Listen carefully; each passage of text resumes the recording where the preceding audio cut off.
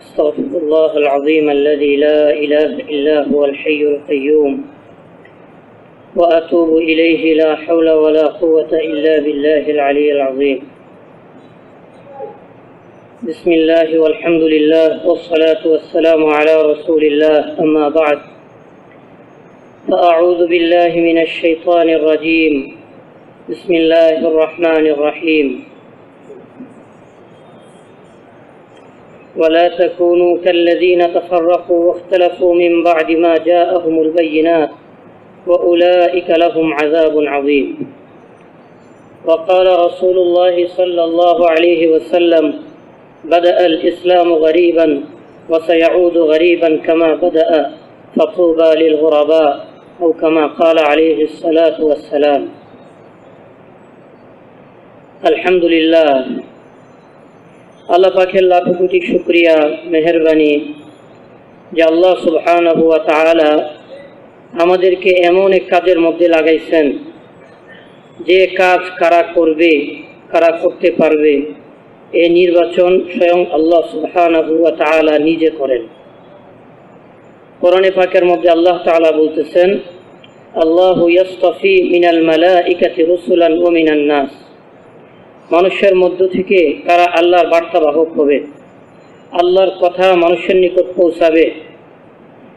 এই ধরনের ব্যক্তিদেরকে মানুষের মধ্য থেকে এবং ফেরেশতাদের মধ্য থেকে আল্লাহ সুবহানাহু ওয়া তাআলা নিজেই নির্বাচন করছেন।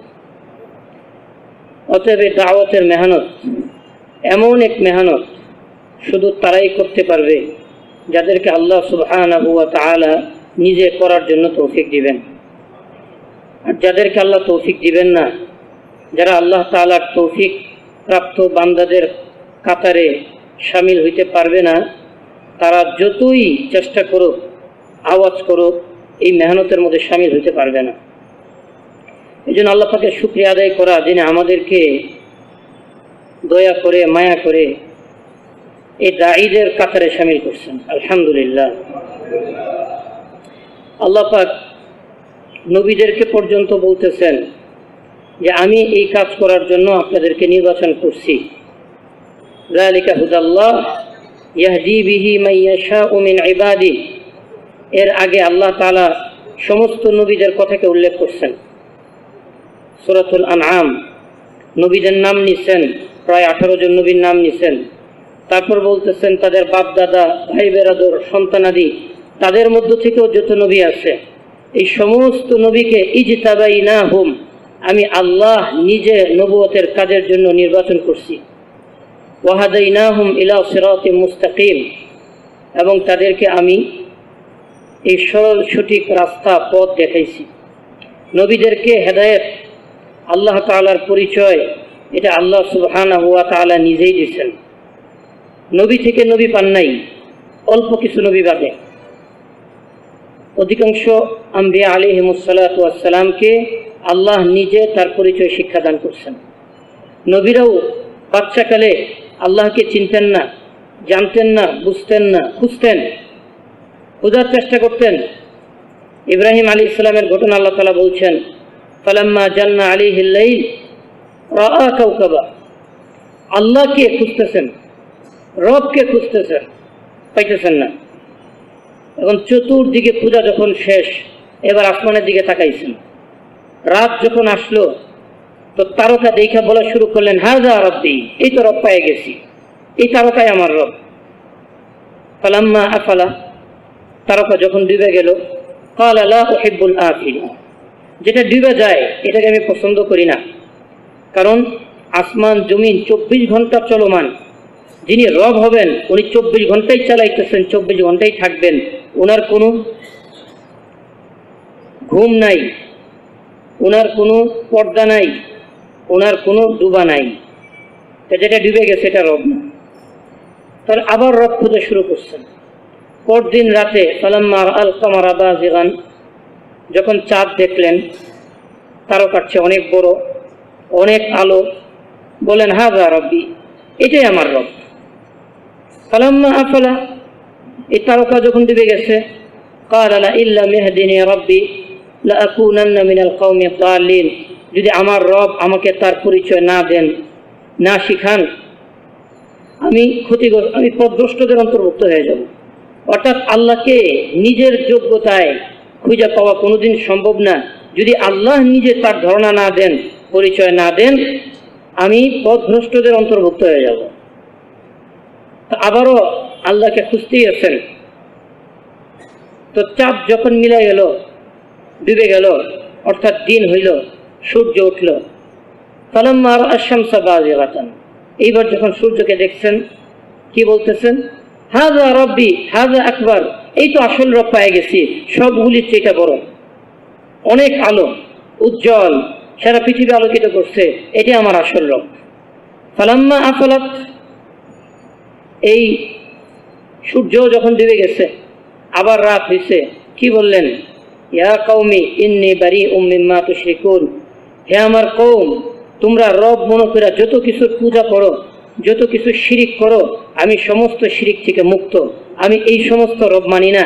ইন্নী ওয়াজ্জাহতু ওয়াজহি, আমি আমার চেহারাকে অবমুখী করলাম ওই সত্তার দিকে, লিল্লাযী ফাতারাস সামাওয়াতি ওয়াল আরদা হানিফা, যিনি আসমান এবং জমিনকে অত্যন্ত নিপুণভাবে সৃষ্টি করছেন। ওয়ামা আনা মিনাল মুশরিকিন, এবং আমি ওই সত্তার সাথে অন্য কাউকে অংশীদার করতে তৈরি নই। এই যে পুরা ঘটনা বর্ণনা করলেন, এক জায়গায় আল্লাহ শব্দ উল্লেখ করলেন না, রব, অর্থাৎ যিনি চালাইতেছেন, পালতেছেন, তাকে তিনি খুঁজতেছেন। যখন বললেন আমি আমার চেহারাকে অভিমুখী করলাম, তখনও বলেন যে আল্লাহর দিকে করলাম, বললেন ওই সত্তার দিকে যিনি আসমান জমিনকে নিপুণভাবে সৃষ্টি করছেন। কারণ আল্লাহ শব্দের সাথে তার পরিচয়ই নেই। এরপরে যখন আল্লাহ তাআলা পরিচয় দিলেন, পরিচয় শিখাইলেন, এইবার এমনভাবে আল্লাহ সুবহানাহু ওয়া তাআলাকে চিনছেন। যখন আগুনের মধ্যে ফালানো হইল, তখন বাতাসের ফেরেশতা আসতেছে, এসে বলতেছে, হে ইব্রাহিম, অনুমতি দেন, বাতাসের ঝাপটা দিয়া সমস্ত আগুন নিভাই দিই। পানির ফেরেশতা আসতেছে, অনুমতি দেন, বৃষ্টি দিয়া পানি নিভাই দিই, ঠান্ডা করে দিই। তিনি কি বললেন? যে আমার আল্লাহ কি দেখতেছে না? আল্লাহু আকবার। আগে আল্লাহরে চিনতে নিই না, কারণ এমন চিনছেন যে সমস্ত মাখলুককে নাকচ করে দিতেছেন, এক আল্লাহকে রাইখা। বলে আমার আল্লাহ কি দেখতেছে না? আমার আল্লাহ কি পাঠাইছে? না, আমরা আপনার এই অবস্থা দেখে নিজেরাই আসছি। বলছেন না, আমার আল্লাহ আমার জন্য যথেষ্ট। আল্লাহু আকবার। যখন এই কথা বলে ফেলছেন, এতক্ষণ পর্যন্ত আগুনও প্রজ্বলিত ছিল, সব স্বাভাবিক ছিল।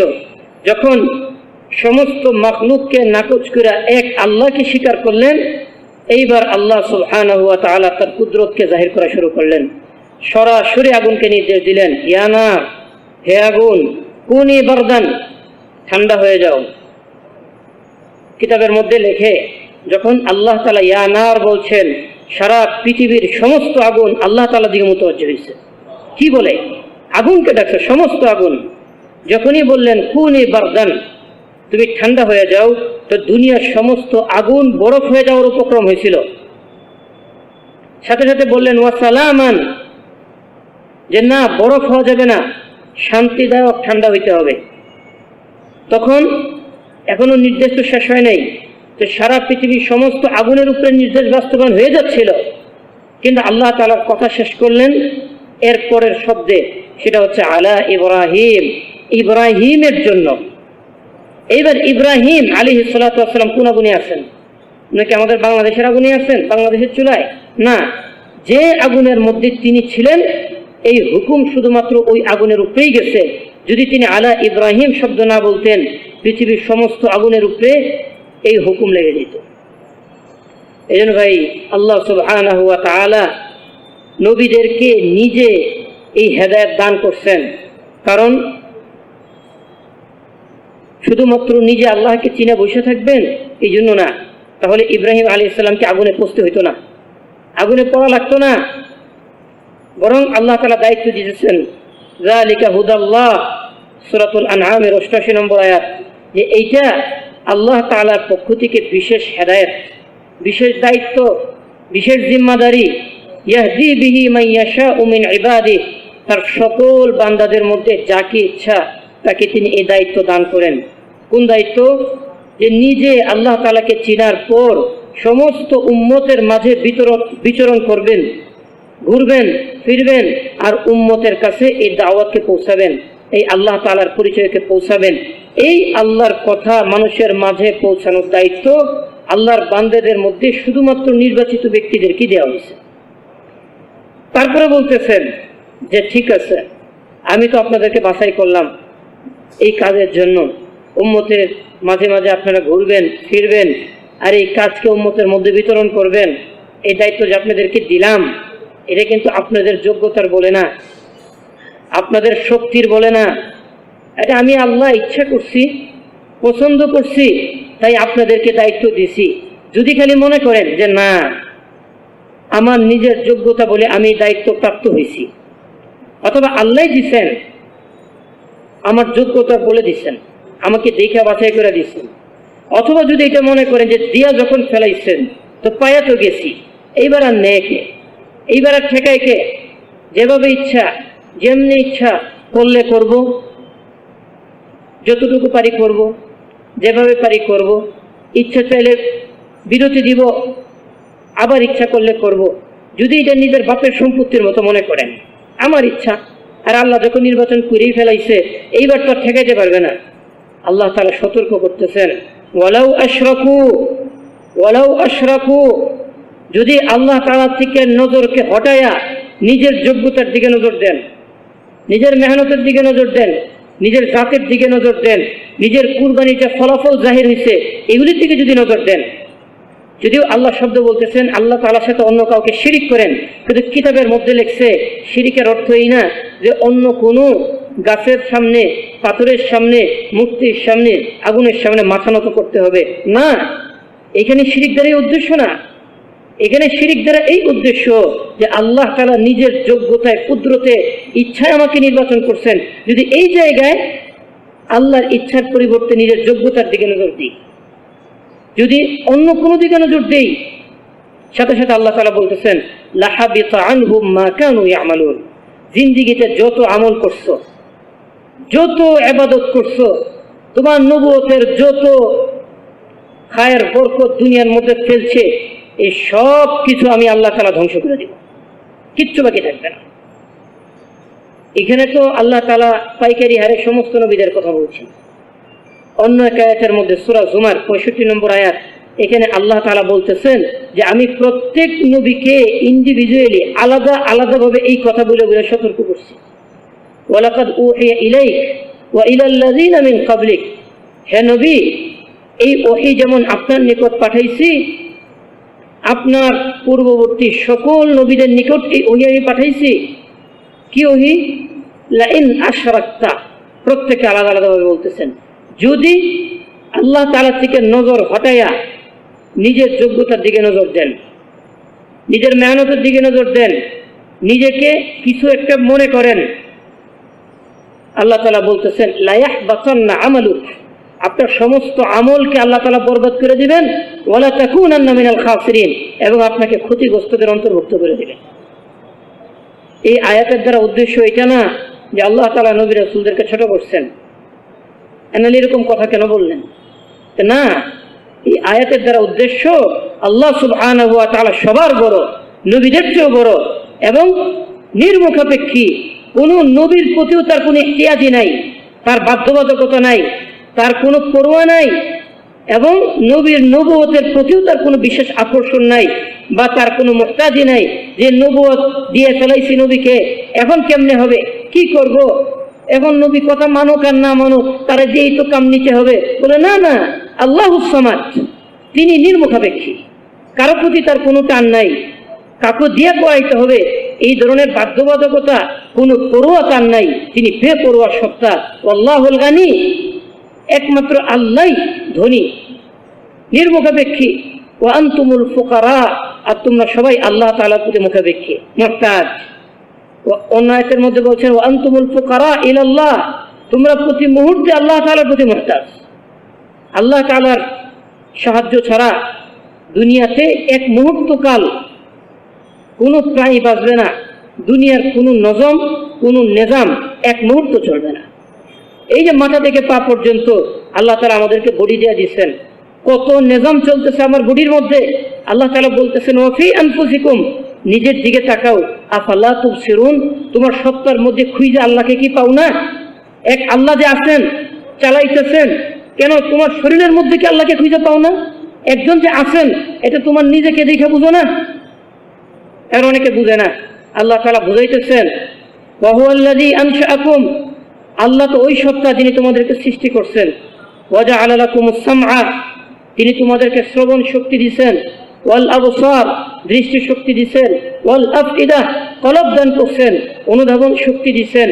কালিলাম মা তাশকুরুন, তোমাদের মধ্যে খুব কমই আছে যারা আল্লাহ তাআলা শুকরিয়া আদায় করে এত এত নিয়ামত পার করেও। এইখানে তো আল্লাহ তাআলা দেওয়ার কথা বললেন। এখন আল্লাহকে খালি দিতেই পারেন নাকি দেওয়ার পরে নিতেও পারেন, এটাও আল্লাহ তাআলা বলতে চান। নবীকে বললেন, হ্যাঁ নবী, এই যে গুনাহগার, এদেরকে জিজ্ঞেস করেন, কুল, বলেন, প্রশ্ন করেন, আরা আইতুম, কখনো কি তোমরা একবার ভাবছো, চিন্তা করছো, ইন আখাযাল্লাহু সামআকুম, যে আল্লাহ তাআলা তোমাদেরকে শ্রবণ শক্তি দান করছেন, তিনি যদি শ্রবণ শক্তিকে আবার উঠায় নেন, কান থাকবে, কান নষ্ট হবে না, কান কাটা পড়বে না, কান ভরাট হবে না, যেভাবে আছে এইভাবেই থাকবে। এই অবস্থার মধ্যে যদি আল্লাহ তাআলা শ্রবণ শক্তিকে উঠায় নেন, আছে কিনা এরকম মানুষ ভাই? হ্যাঁ, কান আছে, আগে কান দিয়ে শুনতো, তারপরে ওই যে ইয়ারফোনের মতো ছোট একটা কি লাগায়, এটা দিয়ে শুনতো। এখন কোনো কিছুতেই শুনে না, এত জোরে মাইকে আওয়াজ হয়, এই আওয়াজও তার কানে ঢুকে না। তো এই কান দিয়ে আগে শুনতো, এখন শুনে না, পার্থক্য কই? কান তো ঠিকঠাক মতো আছে, কান তো আছে। কান এক জিনিস আর শ্রবণ শক্তি আরেক জিনিস। আল্লাহ তাআলা চাইলে এই কানের মধ্যে শ্রবণ শক্তি দিয়া রাখবেন, কান দিয়ে শুনবে। আল্লাহ তাআলা চাইলে এই শোনার শক্তিকে উঠাই নেবেন, তো কান থাকবে কিন্তু শুনতে পারবে না। ঠিক এরকম চোখ থাকবে, কিন্তু চোখের শক্তি এটা ভিন্ন জিনিস, এটা ভিন্ন জিনিস। আল্লাহ তাআলা বলতেছেন ইন আখাযাল্লাহু সামআকুম ওয়া আবসারাকুম, ওই আল্লাহ তাআলা যদি তোমার চোখের শক্তিকে উঠায় নেন, চোখ পরিপূর্ণ ঠিক থাকবে। আগে যেমন দেখা যাইতো, চোখটাকে দেখতে এমন থাকবে, কিন্তু এই চোখ দিয়া বান্দা দেখবে না, কারণ চোখের থেকে দৃষ্টি শক্তিকে আল্লাহ তাআলা উঠায় নিয়েছেন। ওয়া খাতামা আলা কুলুবিকুম, এবং ওই যে আল্লাহ তাআলা কলব দান করছিলেন। মায়ের পেটে থাকতে প্রথম যখন আমি রূহ পাইলাম 4 মাস বয়সে, তখন থেকে আমার কলব চালু হয়েছে, কলব চলতেছে, নড়তেছে, রক্ত পরিশোধিত হইতেছে, সবকিছু ঠিকঠাক আছে। আল্লাহ তাআলা বলতেছেন ওই কলবকে যদি আমি ব্লক করে দিই, ওয়া খাতামা আলা কুলুবিকুম, কলবের মধ্যে যদি মোহর মেরে দিই, কলবটাকে মুহূর্তের মধ্যে থামায় দিই, মান ইলাহুন গায়রুল্লাহ, আল্লাহ তাআলা ছাড়া আর কোন ইলাহ আছে, ইয়াতিকুম বিহ, এই সকল শক্তি আবার ফেরত দিতে পারে? আছে নাকি কেউ ভাই? কেউ নাই, কেউ নাই। এই মাথা থেকে পা পর্যন্ত প্রতিটা অঙ্গ প্রত্যঙ্গের নিয়ন্ত্রণ একমাত্র আল্লাহ সুবহানাহু ওয়া তাআলার হাতে। প্রতি মুহূর্তে তিনি নিয়ন্ত্রণ করতেছেন। এমন না যে এককালীন দিয়ে ফেলছেন তো আমি একটা চলতেছি, না, তিনি যেমন দিছেন, দেওয়ার পর প্রতি মুহূর্তে নিয়ন্ত্রণ করতেছেন। আবার যখন তখন চাইলে উঠাই নিতে পারেন, যখন তখন। পায়ের মধ্যে যখন একটু ঝিঞ্জি উঠে, যে একটু আগে নড়াচড়া করতাম, এখন পায়ের মধ্যে এমন ব্যথা, নাড়াইতে পারতেছি না। এই পা এখনো কেঁদো, যাদের লো প্রেশার আছে, হয় না, একভাবে বসে থাকার কারণে এই পা, তার মধ্যে কোনো অনুভূতি শক্তি নেই, শুধু ব্যথা আর ব্যথা। আবার একটু নাড়াচাড়া দেন, 2 মিনিট পর এখন পায়ের মধ্যে আবার শক্তি ফেরত আসছে, ব্যথা ধীরে ধীরে কমতেছে, আবার পা নড়তেছে। ওই হাত হঠাৎ করে তার ভিতরে অনুভূতি শক্তি চলে গেছিল, ব্যথা করতেছিল, নড়াইতে পারতেছে না ইচ্ছা মতো। ঠিক কিছুক্ষণ পর আবার হাতের মধ্যে শক্তি ফেরত আসছে, শক্তি নড়তেছে। এই যে সাময়িকের জন্য আল্লাহ নিতে পারছেন, উনি কি পার্মানেন্ট নিতে পারেন না?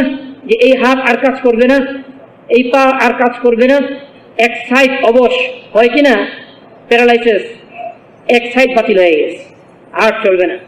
বহু মানুষ আছে পুরা শরীর অবশ হয়ে গেছে, আর চলবে না। তার খানা দানা, তার উযু ইস্তেঞ্জা, পেশাব পায়খানা সব বিছানার মধ্যে, জীবনের সমস্ত দাপট সমস্ত শক্তি এক মুহূর্তের মধ্যে খতম। কে করছেন ভাই? আল্লাহ। আল্লাহ পারেন, এটা আল্লাহ পারেন।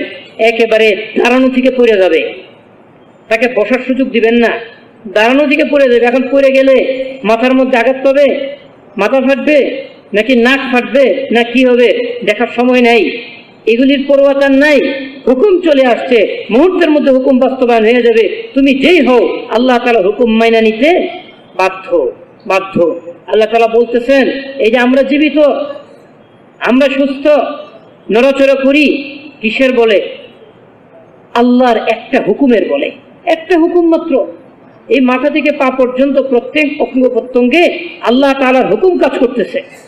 যতক্ষণ হুকুম থাকবে সব ঠিক, যখন হুকুম শেষ ওই অঙ্গ অকেজ, ওই মুহূর্ত থেকে আল্লাহ দেখাইছেন। এবং কোরআন পাকের মধ্যে বলতেও আছেন যে হে নবী, অমুসলিমরা কত কথা বলে, সব প্রশ্নের জবাব তো দিয়ে দেন। এখন তারা একটা পরিকল্পনা করতেছে যে এমন এক প্রশ্ন করবে যেটা দিন ধর্মের সাথে সম্পৃক্ত না, যেটা মানুষের শরীরের সাথে সম্পৃক্ত, বডির সাথে সম্পৃক্ত, এবং এগুলির বিভিন্ন সায়েন্টিফিক ব্যাখ্যাও আছে। তো তারা আপনাকে এই প্রসঙ্গে জিজ্ঞেস করতে আসবে, ঠেকানোর জন্য। কারণ দিন ধর্মের বিষয় হলে নবীতে একটু প্রশ্নের উত্তর দিয়ে দেন। এখন তাদের কাছে মনে হয় আমরা দিন ধর্ম কম বুঝে দেখে প্রশ্নের সামনে ঠেকে গেলাম। এখন প্রশ্ন করব মানুষের শারীরিক অবস্থা নিয়ে, তো এইটা তো দিন ধর্মের সাথে সম্পৃক্ত না, নবীও পারবে না, এইটার মধ্যে ঠেকে যাবে। আর ঠেকে গেলেই আমরা সমস্ত উম্মতকে দেখাবো, দেখো মোহাম্মদ কিছুই জানে না, ওই আসমানের খবর বলে কেমনে, তার বডির খবর হিসেবে বলতে পারে না। এইবার ঠেকে পেলাম। তারা এই পরিকল্পনা নিয়ে রওনা হয়েছে রাসূল সাল্লাল্লাহু আলাইহি সাল্লামের দিকে। তখন আল্লাহ তাআলা ওহী পাঠিয়ে দিলেন, রাসূলকে সতর্ক করলেন, হে নবী, তারা আসতেছে, ইয়াসআলুনাকা আনির রূহ, আপনাকে প্রশ্ন করবে রূহ কি জিনিস, আত্মা কি জিনিস। কত কঠিন জিনিস, কত কঠিন বিষয়, আর কত কঠিন চ্যালেঞ্জ। যদি নবী এই প্রশ্নের উত্তর দিতে না পারেন, সমস্ত জায়গায় জায়গায় তারা গাছ শুরু করবে আর বলে দিবে তার সত্তার ভিতরে যে আত্মা, এই আত্মার খবর সে রাখতে পারে না, ও বলে মেরাজে গেছে, সাত আসমানের উপরে চলে গেছে, জাহান্নাম জান্নাতের খবর বলে আয়েশা বলা শুরু করছে। দেখো কেমন মৃত্যু, নাউযুবিল্লাহ মিন যালিক। এইভাবে রাসূলকে তারা ধরার পরিকল্পনা নিয়ে আসতেছে। এবার আল্লাহ তাআলা আত্মার পরিচয় দিতেছেন, আত্মা কি জিনিস বলে দেন। কুলির রূহু মিন আমরি রাব্বি, তাদেরকে জানায় দেন আত্মা মাত্রা কিছু না, আত্মা এটা আল্লাহ সুবহানাহু ওয়া তাআলার পক্ষ থেকে একটা হুকুম মাত্র।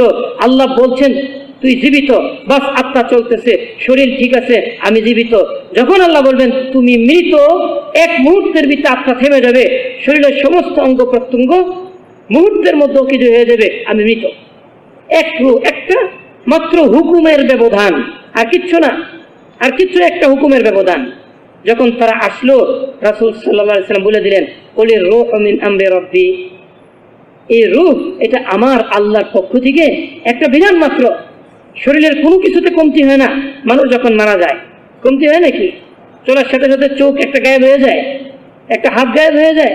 কোন ডাক্তার বলতে পারবে শরীরের ভিতরে কোনো জিনিস গায়েব হয়েছে? কিচ্ছু গায়েব হয় নাই। তা গায়েব হইল কি? গায়েব হয়েছে আল্লাহ তাআলার হুকুম। একটু আগে আল্লাহ তাআলার হুকুম হাজির ছিল, এখন আল্লাহ তাআলার হুকুম গায়েব হয়ে গেছে, সাথে সাথে সমস্ত শরীর অকেজ হয়ে গেছে। নবী যখন এই কথা বলে দিলেন, এখন কাফের মুশরিকদের হাই হাই, এইটারও দিকে ধর্ম বিষয় বানায় ফেলাইছে, এটার সাথেও দেখে ধর্ম লাগাই দিচ্ছে। এখন ধর্ম যখন লাগাই দিচ্ছে, তাদের তো ধর্ম সম্পর্কে আইডিয়া নাই, মাথা নিচু করে চুপ করে চলে গেছে। আল্লাহ তাআলা এখান থেকে প্রমাণ করে দিলেন যে মানুষ জীবিত হওয়া আর মৃত হওয়া মাত্র একটা হুকুমের এই পাশ আর এই পাশ, এই পাশ আর এই পাশ, মাঝখানে আল্লাহ তাআলার হুকুম চলে যাবে। মুহূর্তের ভিতরে সবার আগে কি যাবে? তার নাম। সবাই এসে জিজ্ঞেস করবে লাশ কই? এখন লাশ, এখন আমি বলবেন আব্বা কই, আমার ছোট ভাই অমুক কই, নাম নিবে না, লাশ হয়ে গেছে। কেন? আল্লাহর হুকুম চলে গেছে। যখন গোসল করাইতে নিবেন তখন কি বলবে? লাশকে এই পাশ করো, ওই পাশ করো, নাম শেষ। জানাজার মধ্যে খাড়া করাবেন, কি বলবে? জানাজা কই? ভাই জানাজাটা কোন দিকে? এখন আর নাম নাই, নাম শেষ। এইবার কি হয়ে গেছে? লাশ হয়ে গেছে, জানাজা হয়ে গেছে। কবরের মধ্যে যখন নামবে আর বলবে না, বলবে ভাই লাশটা দেও, আস্তে আস্তে ধোয়াও, আস্তে আস্তে রাখো, বলবে না আমার বাবাকে রাখো। কারণ আল্লাহর হুকুম শেষ। একটা মানুষের জিন্দিগির সমস্ত আয়োজন সব মুহূর্তের মধ্যে শেষ হয়ে গেছে। তাকে আর কেউ জমিনের উপরে রাখতে চাবে না, কেউ আত্মীয় বানায় রাখবে না, সাজায় রাখবে না। একবার যদি ঘরের থেকে নামানো হয়, দ্বিতীয়বার আর ঘরে ঢুকানো হবে না। এই যে আমরা একটা কথা বলি, যে ঘরে তালিম হয় ওই ঘর থেকে প্রতিদিনই মরা লাশের মতো বের হয়ে যায়। মরা লাশের মতো মানে কি? মানে মরা লাশ একবার বের হইলে কিন্তু আর ঘরে ঢুকে না। একবার ঘর থেকে বের হয়েছে, এর মানে কি এই ঘরে আর সে ঢুকবে না।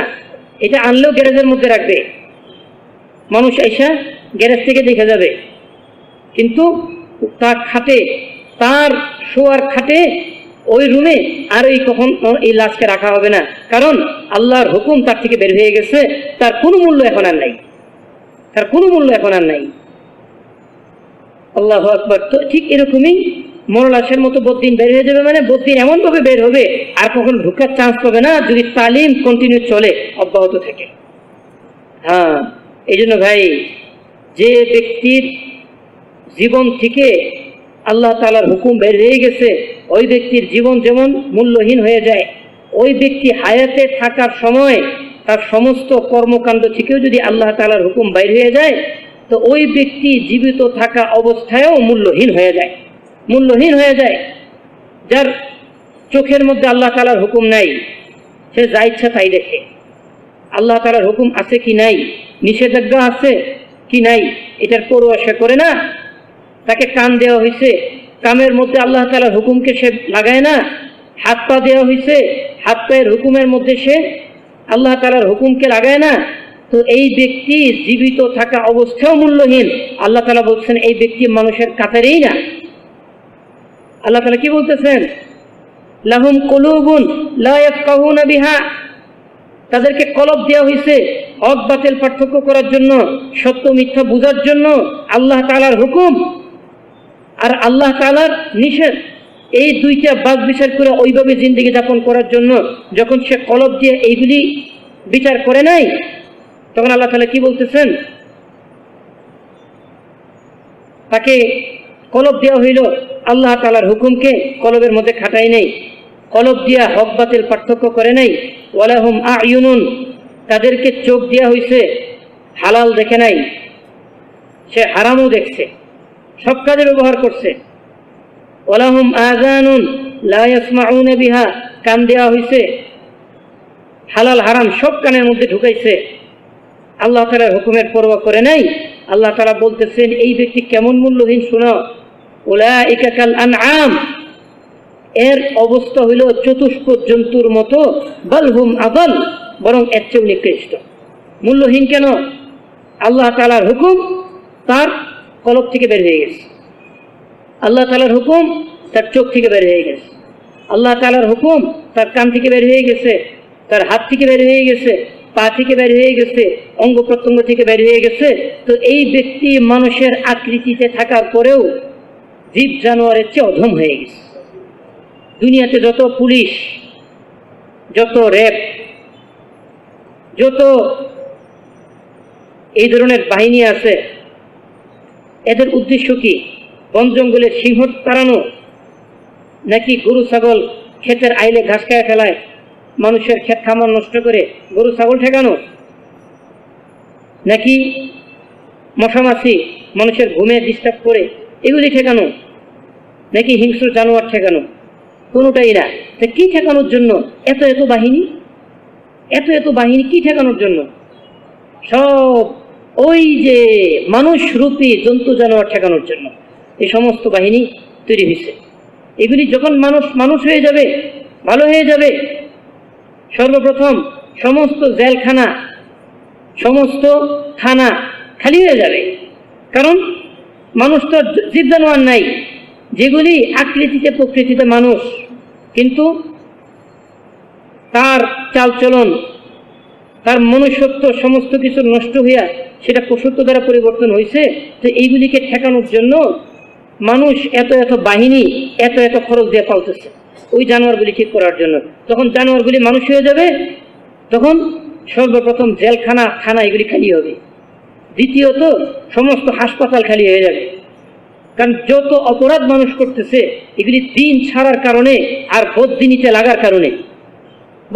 লাগার কারণে মানুষ যখন নামাজ ছেড়ে দিতেছে তখন কি হইতেছে, শরীরে নামাজ পড়ার সময় যত অঙ্গ প্রত্যঙ্গের মধ্যে কি হয়, এই নামাজের কারণে নড়াচড়া হয়, এই সমস্ত অঙ্গ প্রত্যঙ্গের যাকাত আদা হয় নামাজের দ্বারা, সুস্থতা আসে নামাজের দ্বারা। যারা বালেগ হওয়ার পর থেকে কখনো নামাজ ছাড়ে নাই, কাজা করে নাই, ঠিকঠাক মতো সুন্দরভাবে নামাজ পড়ে এরা আজীবন মাটিতে সেজদা দিতে পারে, কখনো চেয়ারে বসে নামাজ পড়া লাগে না। ওই চেয়ারম্যান কারা, যারা লম্বা এক সময় নামাজ কাজা করছে, নামাজ ছেড়ে দিছে, তো আল্লাহ তাআলা এই নামাজের অঙ্গ প্রত্যঙ্গে মোহর মেরে দিছেন, এগুলি আর কি করতে পারে না, হ্যাঁ স্বাধীনভাবে ব্যবহার করতে পারে না। স্বাধীনতা শেষ। এই 3.5 হাত শরীরের মধ্যে তার কোনো স্বাধীনতা নাই। কিয়ামতের ময়দানে আল্লাহ তাআলা কি বলবেন, ডাকবেন যে প্রত্যেকে যেন লিয়াল হাক কুল্লু কওমিন বিমা কানু ইয়াবুদুন, প্রত্যেকে যেন যে যার ইবাদত করতো তার কাছে ফিরত যায়, তার সাথে যে মিলিত হয়। সবাই চলে যাবে, যাইতে বাধ্য হবে, শুধুমাত্র মুসলমান থাকবে। তারা বলে, আল্লাহ আমরা সারা জিন্দেগি তোমার ইবাদত করছি, সারা জিন্দেগি তোমার পায়ে সেজদা করছি, তোমাকে মানছি, এই জন্য সবাই যে যাকে মানতো, যে যার পূজা করতো, যার ইবাদত করতো চলে গেছে, আমরা এই জন্য রয়ে গেছি আপনার কাছে। তখন আল্লাহ তাআলা কি বলবেন, তিনি যে রব এই পরিচয় দেওয়ার জন্য তার পায়ের গুছাকে উম্মতের সামনে প্রকাশ করবেন। ইয়াউমা ইউকশাফু আন সাকিন, তিনি তার পায়ের গুছাকে প্রকাশ করবেন। মানুষ তাকাবে, এত উজ্জ্বল হবে যে এই উজ্জ্বলতা দেখে মানুষ বুঝে ফেলতে পারবে, আর এই তো আমাদের রব, যার সাথে কথা বলতেছি এরই আমাদের রব। তখন কি করা হবে, ওয়ায়ুদআউনা ইলা সুজুদ, তখন তাদেরকে কি বলা হবে, তোমরা সবাই তোমাদের রবকে সেজদা করো, এতদিন না দেখে সেজদা করছো, আজকে রব সামনে চলে আসছে, রবের পায়ে রবকে দেখে সেজদা করো। ফালা ইয়াস্তাতিউন, বহুত মানুষ সবাই যখন সেজদায় চলে যাবে, ওরা দাঁড়ায় থাকবে। কি ব্যাপার, তোমরা সেজদায় যাও না কেন? এই তো তোমাদের রব, আজীবন সেজদা করছো। খাশিআতান আবসারুহুম, তাদের চোখ ভয়ে কাঁপতে থাকবে। তারহাকুহুম যিল্লাহ, আল্লাহু আকবার। এদেরকে অপমান, লাঞ্ছনা, বেইজ্জতি এমন ভাবে কুড়ে খাইতে থাকবে, মৃত্যু থাকলে এই মুহূর্তে তারা আত্মহত্যা করে মরে যেত, এই পরিমাণ লাঞ্ছনার মধ্যে তারা থাকবে। কেন? হুম কানু ইউদআউনা ইলা সুজুদ, তাদেরকে সেজদার দিকে আহ্বান করা হইতো। যখন মানুষ নামাজ পড়তো এদেরকেও ডাকা হইতো, আসো ভাই নামাজে যাই। লম্বা সময় নামাজ পড়ে নাই। ওহুম সালিমুন, কিন্তু তারা সুস্থ ছিল। সুস্থ থাকা অবস্থায় যখন আল্লাহরে সেজদা দেও নাই, আজকে সেজদা দেওয়ার সুযোগ দেওয়া হবে না। পাকে এরকম শক্ত করে দেওয়া হবে যে খাড়ায় থাকবা, মাথাটা ঠেকাইয়া একটু শুকরিয়া আদায় করবা, একটু সেজদা দিবা, এই তৌফিকও তোমাদেরকে সেদিন দেওয়া হবে না। আল্লাহ তাআলা বলে দিচ্ছেন কোরআনে পাকের মধ্যে। কত কঠিন বিষয় ভাই। কারণ কি, ওই যে হুকুম বের হয়ে গেছে, এই অবস্থা। যারা হারাম খায়, তো জবান হালাল খাওয়ার জন্য, পাকস্থলী হালালকে হজম করার জন্য, খাদ্যনালী হালালকে গ্রহণ করার জন্য, কিন্তু সেইখানে হারাম ঢুকাইছে। হারামের জন্য তো এগুলি না। এখন কি হবে, গাড়ির মধ্যে অক্টেনের জায়গায় যদি কেরোসিন দেন কি হবে? হ্যাঁ, এটা তো এখানে দেওয়ার জিনিস না। যখন দিছে, কিছুক্ষণ চলতেই সমস্ত জিনিস নষ্ট হয়ে গেছে। এখন খাইতে পারে না, খাইলে বদহজম হয়, সমস্যা হয়। ডাক্তারের কাছে গেছে, ডাক্তার বুঝে ফেলাইছে এগুলি কমন রোগ। মানুষ যখন ডান হাতে বাম হাতে একসাথে খায়, তো আল্লাহ তাআলা এই রোগগুলি দান করেন যে আগে তো একসাথে খাইছো, খাওয়ার স্বাদ মিটানোর জন্য এবার সমস্ত খাওয়া দাওয়া বন্ধ। ডাক্তার বলছে ঠান্ডা খেতে পারবেন না, গরম খাইতে পারবেন না, জাল খাইতে পারবেন না, মিষ্টি খাইতে পারবেন না, এইটা খাইতে পারবেন না, ওইটা খাইতে পারবেন না। তা খামো কি? ঠান্ডাও নাই, গরমও নাই, জালও নাই, মিষ্টিও নাই, তা খামো কি? সব তো এগুলি তো বলে দিচ্ছে কাঁচা কলা ভর্তা করে খাইবেন, আবার লবণ খেতে পারবেন না। হ্যাঁ, ভর্তার মধ্যে একটু মজা করবেন লবণ দিয়া, তো না লবণ খাওয়া যাবে না, আপনার হাই প্রেশার।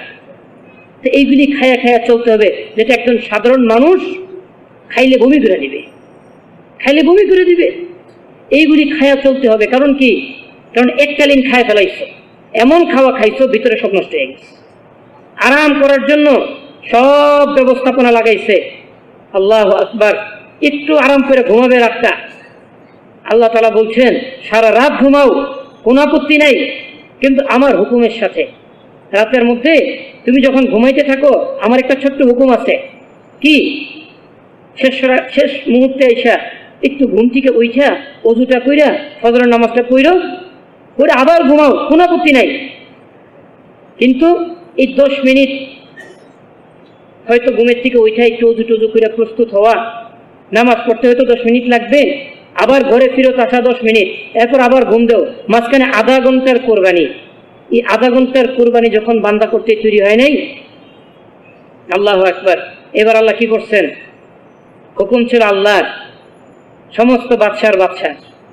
যখন বাদশার হুকুম আমি মানি নাই, এইবার আমার মতোই আল্লাহর এক গোলাম, এক ডাক্তার, সে প্রেসক্রিপশন করে দিছে আপনার এমন এক রোগ হয়েছে, এই রোগ থেকে বাঁচার কোনো উপায় নাই, কিন্তু একটা কাজ আছে, এটা মৃত্যু পর্যন্ত কইরা যাইতে হবে যদি বাইচে থাকতে চান। আরে ভাই বাঁচতে তো হবে, কি কাম দেন করি? সকালবেলা আর বিকালবেলা 1 ঘন্টা করে দৌড়াইতে হবে। হ্যাঁ, দৌড়ানিবার। আল্লাহর হুকুম লঙ্ঘন করছো অল্প জায়গায়, অল্প সময়ে। মসজিদে কি দৌড়ে দৌড়ে যাওয়া লাগে? আরামসে হাইটে হাইটে গেলেও হইতো। কিন্তু আরাম যখন বাদ দিয়া হারামের আরাম নিছো, এইবার হারামের মধ্যে আমি আরাম রাখি নাই, সাময়িক পায়ে গেছো। এইবার আরাম যদি আজীবন করতে চাও, বাঁচতে চাও, তাহলে সকাল বিকাল দেখেন ঠিক তাহাজ্জুদের টাইম থেকে দৌড়ানো শুরু হয়, ঠিক তাহাজ্জুদের টাইম। কারণ এর আগে ঠান্ডা হইতে হবে, গোসল করতে হবে, নাস্তা করতে হবে, এরপরে অফিসে যাইতে হবে, প্রস্তুতি আছে। ওই তাহাজ্জুদের সময়, যে তাহাজ্জুদের সময় আরামে ঘুমাইতো, অল্প সময় আল্লাহ সুযোগ দিয়েছিলেন, এখন আর কি নাই, এখন ঘুমানোর সুযোগ আছে, কিন্তু মাঝখানে সকাল বিকাল 2 ঘন্টা নির্দিষ্ট গতিতে দৌড়াইতে হবে, থামা যাবে না। ডাক্তার থামে যখন থামবেন ওইখান থেকে আবার 1 ঘন্টা দৌড়াইতে হবে। এখন কি করবেন? হ্যাঁ, এই জন্য ভাই আল্লাহ তাআলা দুনিয়াতে আমাদেরকে পাঠাইছেন কেন?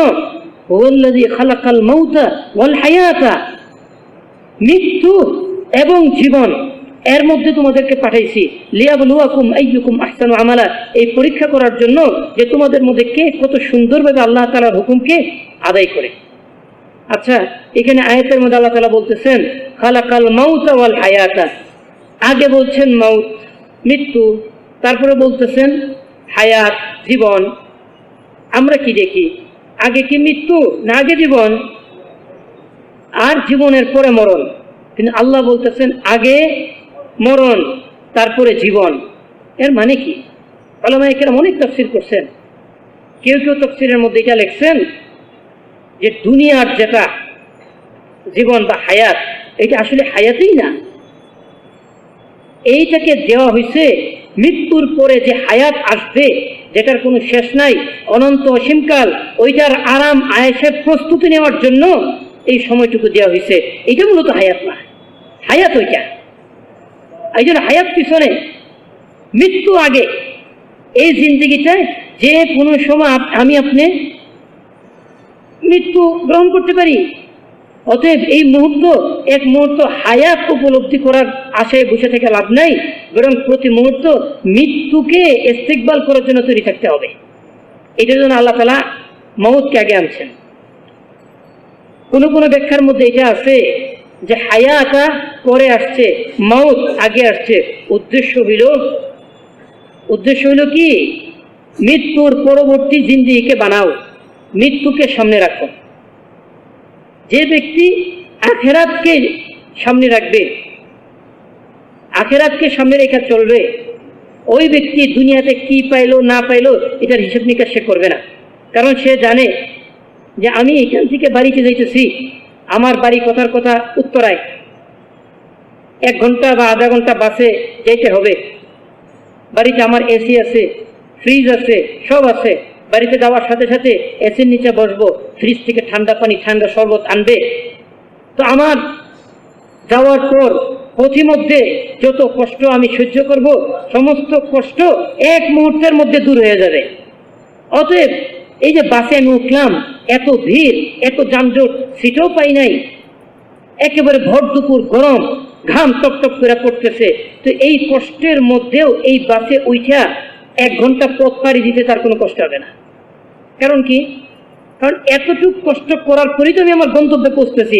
আর গন্তব্যে যাওয়ার সাথে সাথে এই গরমের মধ্যে এসি ছাইরা লেপ গায়ে দিয়া, কম্বলটা গায়ে দিয়ে আরামসে ঘুমামো, ঠান্ডা পানি খামো, সমস্ত ক্লান্তি দূর, আর আরাম শুরু হয়ে যাবে।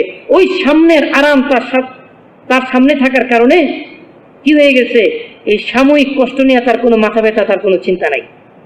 কিন্তু কেউ যদি মনে করে আরে এই 1 ঘন্টা রাস্তায় তো আমার আরাম করতে হবে, অতএব বাসের মধ্যে উঠা কাউরে সিটেতে উঠানোর জন্য ওর সাথে যুদ্ধ করা শুরু করছে। ভাই আপনি নামবেন কই? ভাই আমি তো এই যে কালকে নিয়ে পড়বো, আপনি তো কালকেই নামবেন, 10 মিনিট উঠেন, আমি তো উত্তরে যাবো, আমি বয়ে থাকি। এই কথা বলে যুদ্ধ লাগবে কিনা ভাই? দুনিয়ার সমস্ত মারামারি কি নিয়া? একই জিনিস 2 জন কারাকারি নিয়া, এটা নিয়ে তো মারামারি। একটা জিনিস 2 জন পাইতে চায়। তার সামনে যদি আখিরাত থাকতো, সে কি বলতো, আরে একটু অল্প সময় পাইলাম আর না পাইলাম কি আসে যায়, যখন বাসেতে নেমে পড়বো তখন সিটের মধ্যে আমি বসেছিলাম না তুমি বসেছিলা, এই মালিকানা থাকবে? এই সিট নিয়ে বাড়িতে যাবো, এই সিট এখানেই থাকবে। বাড়িতে যাবে আমার দেহ সেফ আছে কিনা, আমি যে হাতল ধরে দাঁড়াইছি পড়ে যাবো কিনা, ব্যথা পাবো কিনা, কোনো সমস্যা আছে কিনা, বাস আমার বডি সেফ, আমার আর কোনো চিন্তা নাই, কারণ এই বডিটাই আমার বাড়িতে ঢুকবে। বাস তুমি তোমাকে সামলায়া কোনো মতে 1 ঘন্টা পার করো, তোমার আরাম শুরু হয়ে যাবে। এই তো আল্লাহ তাআলা দুনিয়াতে আমাদেরকে পাঠাইছেন কিভাবে? কুন ফিদ দুনিয়া, দুনিয়াতে এমন ভাবে থাকো কি কান্নাকা গরীব, যেটা তুমি অপরিচিত ব্যক্তি, অর্থাৎ এই এলাকার তুমি না। মানুষ নিজ এলাকায় কি করে, একটু বাড়ি করে, একটু গাড়ি করে, একটু বাগান করে, একটা দোকান, এগুলি সব নিজ এলাকায় করে। আপনি ঘুরতে গেলেন চট্টগ্রাম, ওইখানে যাক এগুলি শুরু করবেন না, কারণ আমি তো এই এলাকার না, এই এলাকা আমি অপরিচিত। হ্যাঁ, এইভাবে থাকো। আও আবিরু সাবিল, অথবা পথিকের মতো থাকো। পথিক, আমি এখান থেকে ওখানে যাচ্ছি, মুসাফির, রাস্তা পাড়ি দিচ্ছি মাত্র, আমি যেখানে আছি এইখান থেকে এই যাত্রা শেষ হওয়ার সাথে সাথে আমার জান্নাত শুরু হয়ে যাবে, ওইটা আমার আসল বাড়ি। এটা শুধুমাত্র রাস্তা পারাপার হইতেছি, এতটুকুর মধ্যে তুমি দুনিয়া নিয়ে ডুবে যাও না। এটাই আল্লাহ তাআলা বলছেন। এর মানে কি দুনিয়া সব ছেড়ে দেবো? না না, দুনিয়াটা হচ্ছে সমুদ্রের মতো, আর আমার আপনার জীবন হইতেছে জাহাজের মতো। জাহাজ কি সমুদ্র ছাড়া চলতে পারবে? না, আমি আপনিও দুনিয়া ছাড়া চলতে পারবো না। কিন্তু জাহাজ যদি মনে করে এই সমুদ্রের উপরেই যখন চলি, তাহলে এই সমুদ্রের কত গুরুত্ব আমার কাছে, এই গুরুত্বপূর্ণ সমুদ্রের পানি দিয়া আমার জাহাজের প্রতিটা তালা একটু ভরাট করে দিই, এই কথা মনে করে কেউ যদি সমুদ্রের পানি জাহাজের মধ্যে উঠায়, এইবার কি এই জাহাজ আর চলতে পারবে? হ্যাঁ, কি হবে? ওই সমুদ্রের মধ্যেই ডুবে জাহাজও শেষ হবে, জাহাজের সমস্ত যাত্রীও শেষ হবে, সমস্ত মালামালও শেষ হবে। দুনিয়ার উপরে দিয়ে চলতে হবে। প্রয়োজন পরিমাণ পানি জাহাজের মধ্যে কি লাগে না? ওটা কি জাহাজ নেয় না? নেয়, কিন্তু প্রয়োজনের অতিরিক্ত পানি নিয়ে যদি সে জমা করে, তাহলে এই জাহাজ আর গন্তব্যে পৌঁছতে পারবে না, এই সমুদ্রেই ডুবে যাবে। আল্লাহ তাআলা আমাদের কাছে দুনিয়া দিয়া পাঠাইছেন, প্রয়োজন পরিমাণ দুনিয়া সবাই নাও, হুকুমের সাথে নেও, প্রয়োজন পরিমাণ নেও, হুকুমের সাথে নেও, হালাল ভাবে নেও, কোনো আপত্তি নাই। কিন্তু এই দুনিয়া দিয়া জিন্দিগিকে ঘুরে ফেলো না, তাহলে জাহাজের মতো ডুবে যাবা, এই দুনিয়ার মধ্যে ফেসে যাবা। না এই ব্যক্তি জাহাজের পানি নিয়ে কোনো লাভবান হইতে পারবে ডুবে যাওয়ার পর, না এই পানি নিয়ে সে তার গন্তব্যে পৌঁছতে পারবে। সব শেষ, সব শেষ, এই কুলও শেষ, ওইগুলোও শেষ, সব শেষ। এই জন্য আল্লাহ তাআলা বলতেছেন, আল্লাহ তাআলার হুকুম অনুযায়ী জিন্দেগিকে যাপন করা, এইটার জন্যই দুনিয়াতে পাঠানো হয়েছে, এটার জন্যই দুনিয়াতে পাঠানো হয়েছে। আর এই জন্যই আল্লাহ তাআলা যুগে যুগে আম্বিয়া আলাইহিমুস সালাতু ওয়াস সালামকে এই দিন দিয়ে পাঠাইছেন, যে উম্মতের কাছে যায়া যায়া আগে এটা বুঝান দুনিয়া কি জিনিস, দিন কি জিনিস, আল্লাহ তাআলার হুকুম কি জিনিস, আর আল্লাহ তাআলার নাফরমানি কি জিনিস, এই দুটো জিনিস বুঝান।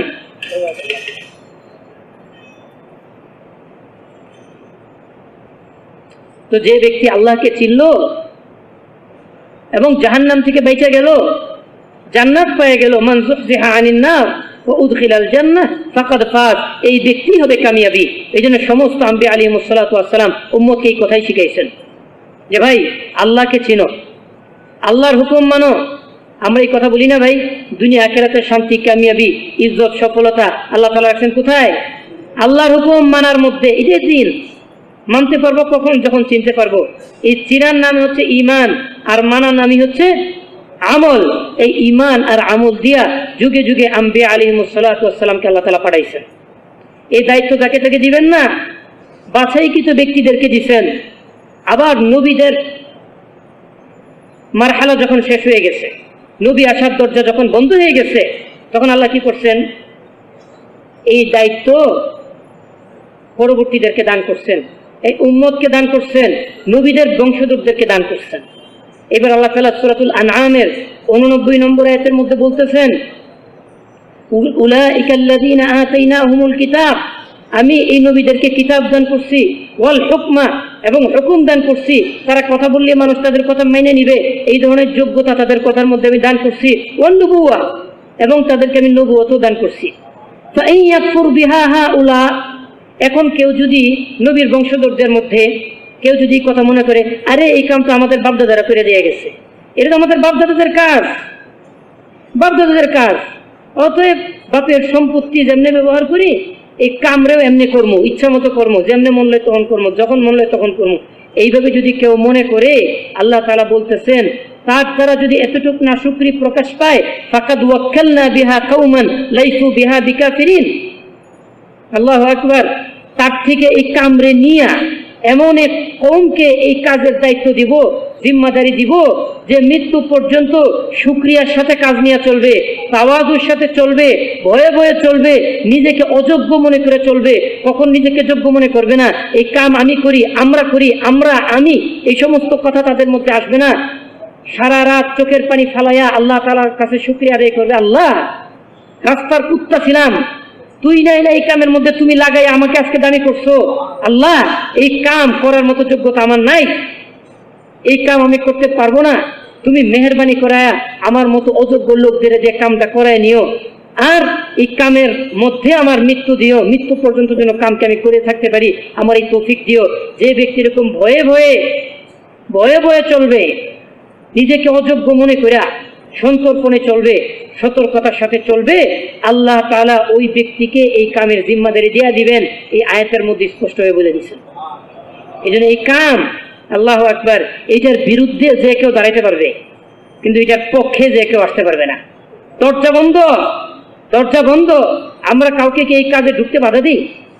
হ্যাঁ, সমস্ত উম্মত যেন চলে আসে, এইটাই তো আমাদের কি ইচ্ছা। দুনিয়ার সমস্ত জায়গা, সমস্ত মেহনত, সমস্ত কাজের একটা গণ্ডি আছে, সমস্ত কাজের, এর বাইরে যেতে পারবেন না। অর্থাৎ তার ক্যাপাসিটি নাই, তার ইচ্ছা আছে, সাধ্য নাই, সামর্থ্য নাই। হয় কিনা ভাই? এই মসজিদের মধ্যে পুরা মিরপুরে মানুষকে ধরাইতে পারবেন নামাজ পড়ার জন্য? পারবেন না। একটা মাদ্রাসা যদি হয় এই মসজিদের 10 গুণ, ওদের একটা ক্যাপাসিটি আছে। আপনি হয়তো 1000 জায়গায় একটা ছাত্র শুবে, এইভাবে যদি হিসাব করেন, তাহলে আপনার হিসাবে না হয় 5000 ছাত্র শুইতে পারবে, কিন্তু 5000-এর পরে যদি অতিরিক্ত আরেকটা ছাত্র আসে, নিতে পারবেন? তারও এলেম দরকার, আপনারও ইচ্ছা আছে সেজন্য এলেম পায়, শিখতে পারে, কিন্তু ইচ্ছা আছে, সাধ্য নাই, সামর্থ্য নাই। কিন্তু দাওয়াতের মেহনত, এইটা এমন এক মেহনত, এটার কোনো কুল কিনারা নাই। সারা দুনিয়ার সমস্ত মানুষ যদি মেহনতের মধ্যে লাগা যায়, তাহলে প্রত্যেকে মেহনত করতে পারবে। পৃথিবীতে এরকম জায়গাও আছে, এরকম ক্ষেত্রও আছে, এরকম ময়দানও আছে, এরকম ব্যাপক এক মেহনত। এখানে কি কাউকে বাধা দেওয়া হয়েছে ভাই কোনোদিন? তাহলে অনেকে বলে না যে এই কাম আমরা করবো, এটা আমাদের, যাদের এলেম আছে তারা করবে। আচ্ছা ভাই, আলহামদুলিল্লাহ, আমরা তো এটাই চাই। আসেন, আপনাদেরকে নেওয়ার জন্য, কামের মধ্যে জড়ানোর জন্য কত মানুষ আছে ওলামা হযরতদের দরবারে যে পড়ে থাকে, সময় পায় না কথা বলার। গার্জিয়ান আসতেছে, হুজুরের নিজস্ব আমল আছে, ওজিফা আছে, কত আমল আছে। ওনারা সবাই তো খেদমত নিয়ে ব্যস্ত। ওনারা তো কেউ তো নিজেদের দান্দা নিয়ে না, প্রত্যেকে তো খেদমত নিয়ে ব্যস্ত। কেউ মসজিদের খেদমত, কেউ মাদ্রাসার খেদমত, কেউ খানকার খেদমত। আলহামদুলিল্লাহ, ওনারা যেহেতু কাজের মধ্যে আছেন, ওনাদের কাজের জন্য আমার কথা কোনো ডিস্টার্ব না হয়, এই জন্য আমরা কি করি, সময় নেই। হুজুর একটু সময় নিয়ে আসবো, কখন দেয়া করা যায়? সময় দিচ্ছেন, যাওয়ার পর দেখলাম সময় তো দিছিলেন কিন্তু একটু ব্যস্ত এসে গেছেন, আমরা অপেক্ষা করি, যখন সুযোগ পাই তখন যাই যে হযরত এখন তো আপনার অনেক ব্যস্ততা, সময় নিব না। খালি একটা কথা, এই যে সামনে মাদ্রাসাগুলি বন্ধ থাকবে, রমজান আসতেছে, কত মানুষ আল্লাহর রাস্তায় বের হবে, প্রত্যেক জামাতে যদি একজন আলেম যেন আমরা দিতে পারি, এই জন্য আমরা একটু আপনার কাছে এই আরজিটা নিয়ে আসছিলাম, যদি একটু মেহরবানি করে এই ব্যাপারে একটু ফিকির করতেন। আমরা কি এরকম ভাবে যাই কিনা, বলি কিনা?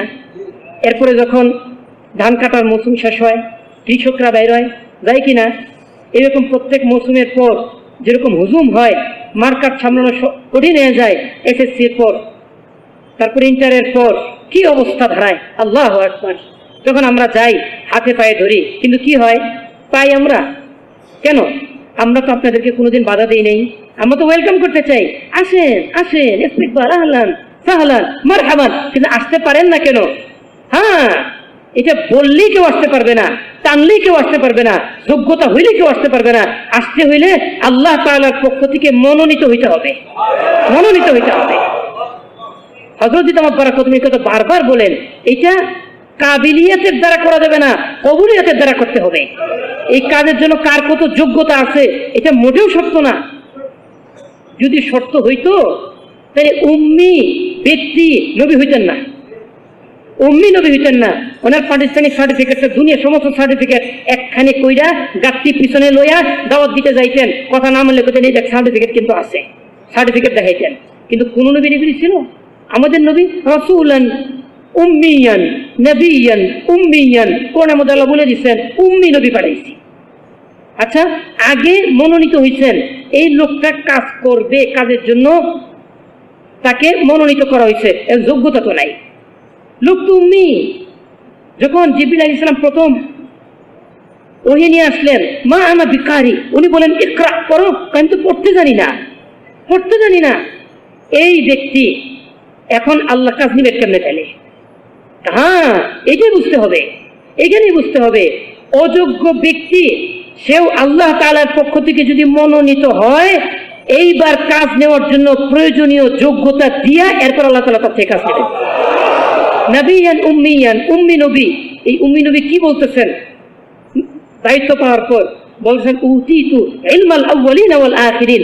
যদিও উম্মি, কিন্তু আল্লাহ সুবহানাহু ওয়া তাআলা এই কাজ করার জন্য আগের পরের সমস্ত ইলম আমারে দিয়ে দিয়েছেন। কাজ হইতেছে কিনা ভাই? ৯৮ বছর মেহনত চলতেছে, রিক্সাওয়ালা, ঠেলাওয়ালা, ভ্যানওয়ালা, শিক্ষা নাই, দীক্ষা নাই, এরকম ব্যক্তি রেখে কাজ করতেছে না? কাজ কি হইতেছে না? ৯৮ বছর এই বিশাল ইউনিটি ইজতিমাইয়াত কায়েম কি হয় নাই? কেমনে হইল? কেমনে হইল? এই আমি করি নাই, আপনি করেন নাই, ওই ঠেলাওয়ালা করে নাই, রিক্সাওয়ালা করে নাই, ওই ডাক্তার ইঞ্জিনিয়ার করে নাই, এই যোগ্য বা অযোগ্য কেউ করে নাই, আল্লাহ করছেন। মাঝখান দিয়া এই ব্যক্তিগুলিকে ব্যবহার করছেন, আর ব্যবহার করার জন্য তাকে যে কাজে ব্যবহার করবেন এটার জন্য প্রয়োজনীয় যোগ্যতা দিয়া তারে দ্বারা কাজে লাগাইছেন। কত রিক্সাওয়ালার দাওয়াতে, কত সচিব, কত এমপিরা পর্যন্ত দাওয়াতের কামের মধ্যে লেগে গেছে, রিক্সাওয়ালার দাওয়াতে, রিক্সাওয়ালার আখলাকে, রিক্সাওয়ালার লেবাস সুরতে, রিক্সা চালায়, জিকির করে, এটা দেখে মানুষ প্রভাবিত হয়ে গেছে। আল্লাহ তার দ্বারা এতটুকু খেদমত নিছেন, কারণ সে তো করোনা দিতে বলতে পারবে না। তার দ্বারা আল্লাহ তাআলা এতটুকু কাজ নিছেন, কাম হয়ে গেছে, বাস শেষ। আল্লাহ তাআলা কাজ নিতে চাইলে আলেম তো দূরের কথা, মানুষও লাগে না, ল্যাংরা মশা দিয়ে কাজ নিতে পারে, নিছে কিনা? চাইলে আবাবিল, ছোট্ট পাখি, এর দ্বারা কাজ নিতে পারে, পারে কিনা? যেখানে আবাবিলও সত্য না, বাতাস দিয়ে কাজ নিছে, বাতাস দিয়ে কাজ নিছে, আগুন দিয়ে কাজ নিছে, নীল নদী দিয়ে কাজ নিছে, সেই আল্লাহ কি কাজ নেওয়ার জন্য আলেম হওয়ার শর্ত, এলেম লাগবে এটা শর্ত দিচ্ছেন? এই কথা সম্পূর্ণ কোরআন হাদিস বিরোধী। যে দাওয়াতের কাম করতে হলে আলেম হইতে হবে, সম্পূর্ণ বিরোধী। কোথাও নাই, কোথাও দেখতে পারবেন না যে দাওয়াতের কাম করতে হলে আলেম হইতে হবে, কোথাও নাই। দেখেন, হ্যাঁ আলেমের তত্ত্বাবধানে হইতে হবে, হ্যাঁ এটা ঠিক, আলেমের তত্ত্বাবধানে হইতে হবে। কারণ আমি তো কোরআন হাদিস জানি না, আর এই পুরা দাওয়াতের কাজ তো কোরআন এবং হাদিস ভিত্তিক। এবার করবো কেমনে আমি তো জানি না। হ্যাঁ, আলেম যেমনে বলবে এমনে করবেন, আলেমের তত্ত্বাবধানে। আলহামদুলিল্লাহ আমাদের দাওয়াত ও তাবলীগের মেহনত এই পর্যন্ত যাদের তত্ত্বাবধানে চলে আসতেছে, আমাদের নিজামুদ্দিনের হযরতজি একজনও কি গায়রে আলেম ছিলেন? একজনও গায়রে আলেম ছিলেন? সবাই আলেম। এখন প্রশ্ন, আলেমের তত্ত্বাবধানে যখন চলতে হবে, সব আলেমের? একটা কথা বলি বোঝানোর জন্য, মনে করেন একটা মাদ্রাসা, এটার ভিতরে যত উস্তাদ আছেন সবাই কিন্তু আলেম, কিন্তু একজন মক্তবে পড়ান, উনিও আলেম, উনি কেরাত বিশেষজ্ঞ। মক্তবের বাচ্চাদেরকে কোরআন সহি শুদ্ধ করে কেমনে পড়তে হয় এটা উনি বিশেষভাবে রপ্ত করছেন, এই জন্য উনি কারি সাহেব, কেরাত বিশেষজ্ঞ, উনিও কিন্তু একজন আলেম। একজন হাদিস পড়ান, উনি হাদিস বিশেষজ্ঞ, উনি কিন্তু একজন আলেম, মুহাদ্দিস সাহেব। একজন তাফসীর পড়ান, তাফসীর বিশেষজ্ঞ, উনিও কিন্তু একজন আলেম, মুফাসসির সাহেব। দেখেন, যান প্রত্যেকটা মাদ্রাসার মধ্যে আছে একজন ফিকহ বিশেষজ্ঞ, মাসআলা মাসাইল বিশেষজ্ঞ, উনিও আলেম, কিন্তু উনি মুফতি সাহেব। এই যে চারটা বিষয়ের নাম বললাম, এর চেয়েও বেশি অনেক শাখা প্রতি মাদ্রাসায় আছে। এই যে এতগুলি শাখা, প্রত্যেকে আলেম হওয়ার পরেও এক একজন কি এক এক শাখায় বিশেষজ্ঞ না? এখন আপনার মাসআলা আসছে, ফতোয়া বিষয় একটা মাসআলা আসছে, এখন আপনি যদি কারি সাহেবের কাছে যেয়ে জিজ্ঞেস করেন, হুজুর আমার তো এই সমস্যা, তাহলে কি কারি সাহেব আপনাকে মুফতি সাহেব যেভাবে ফতোয়াটা দিবেন বুঝাইয়া সুজাইয়া সুন্দর করে কারি সাহেব দিতে পারবে? এখন আপনি একটা মাখরাজ জানতে চান, এই হযরত 7 নম্বর মাখরাজটা বুঝি নেই এটা কি, এটা নিয়ে যদি মুহাদ্দিস সাহেবের কাছে যান, তাহলে ওই মুহাদ্দিস সাহেব কি কারি সাহেবের মতো বুঝাই দিতে পারবে? কেন পারবে না? আলেম তো, সবাই তো আলেম, তো সবাই আলেম ঠিক, এক একজন এক এক লাইনে বিশেষজ্ঞ। কথা বুঝতে পারছেন? এই জন্য আমাকে কোন এক বিষয় নিয়ে উলামায়ে কেরামের শরণাপন্ন হওয়ার আগে সিদ্ধান্ত নিতে হবে এই বিষয়ে কে বিশেষজ্ঞ, ওই বিশেষজ্ঞের কাছে যাই এটা সমাধান নিতে হবে। কথা বুঝতে পারছেন? এখন আমি যদি ভুল করে ডাক্তার কাছ থেকে সমাধান নেই, আর উনি যদি পরিপূর্ণভাবে সমাধান দিতে না পারেন, এই কারণে উনি যেমন একটা ভুল করলেন, তার চেয়েও আগে সর্বপ্রথম ভুল করছি আমি, না যাই না বুঝা ওনার কাছে গেছি কেন, এই ভুল হবে আমার।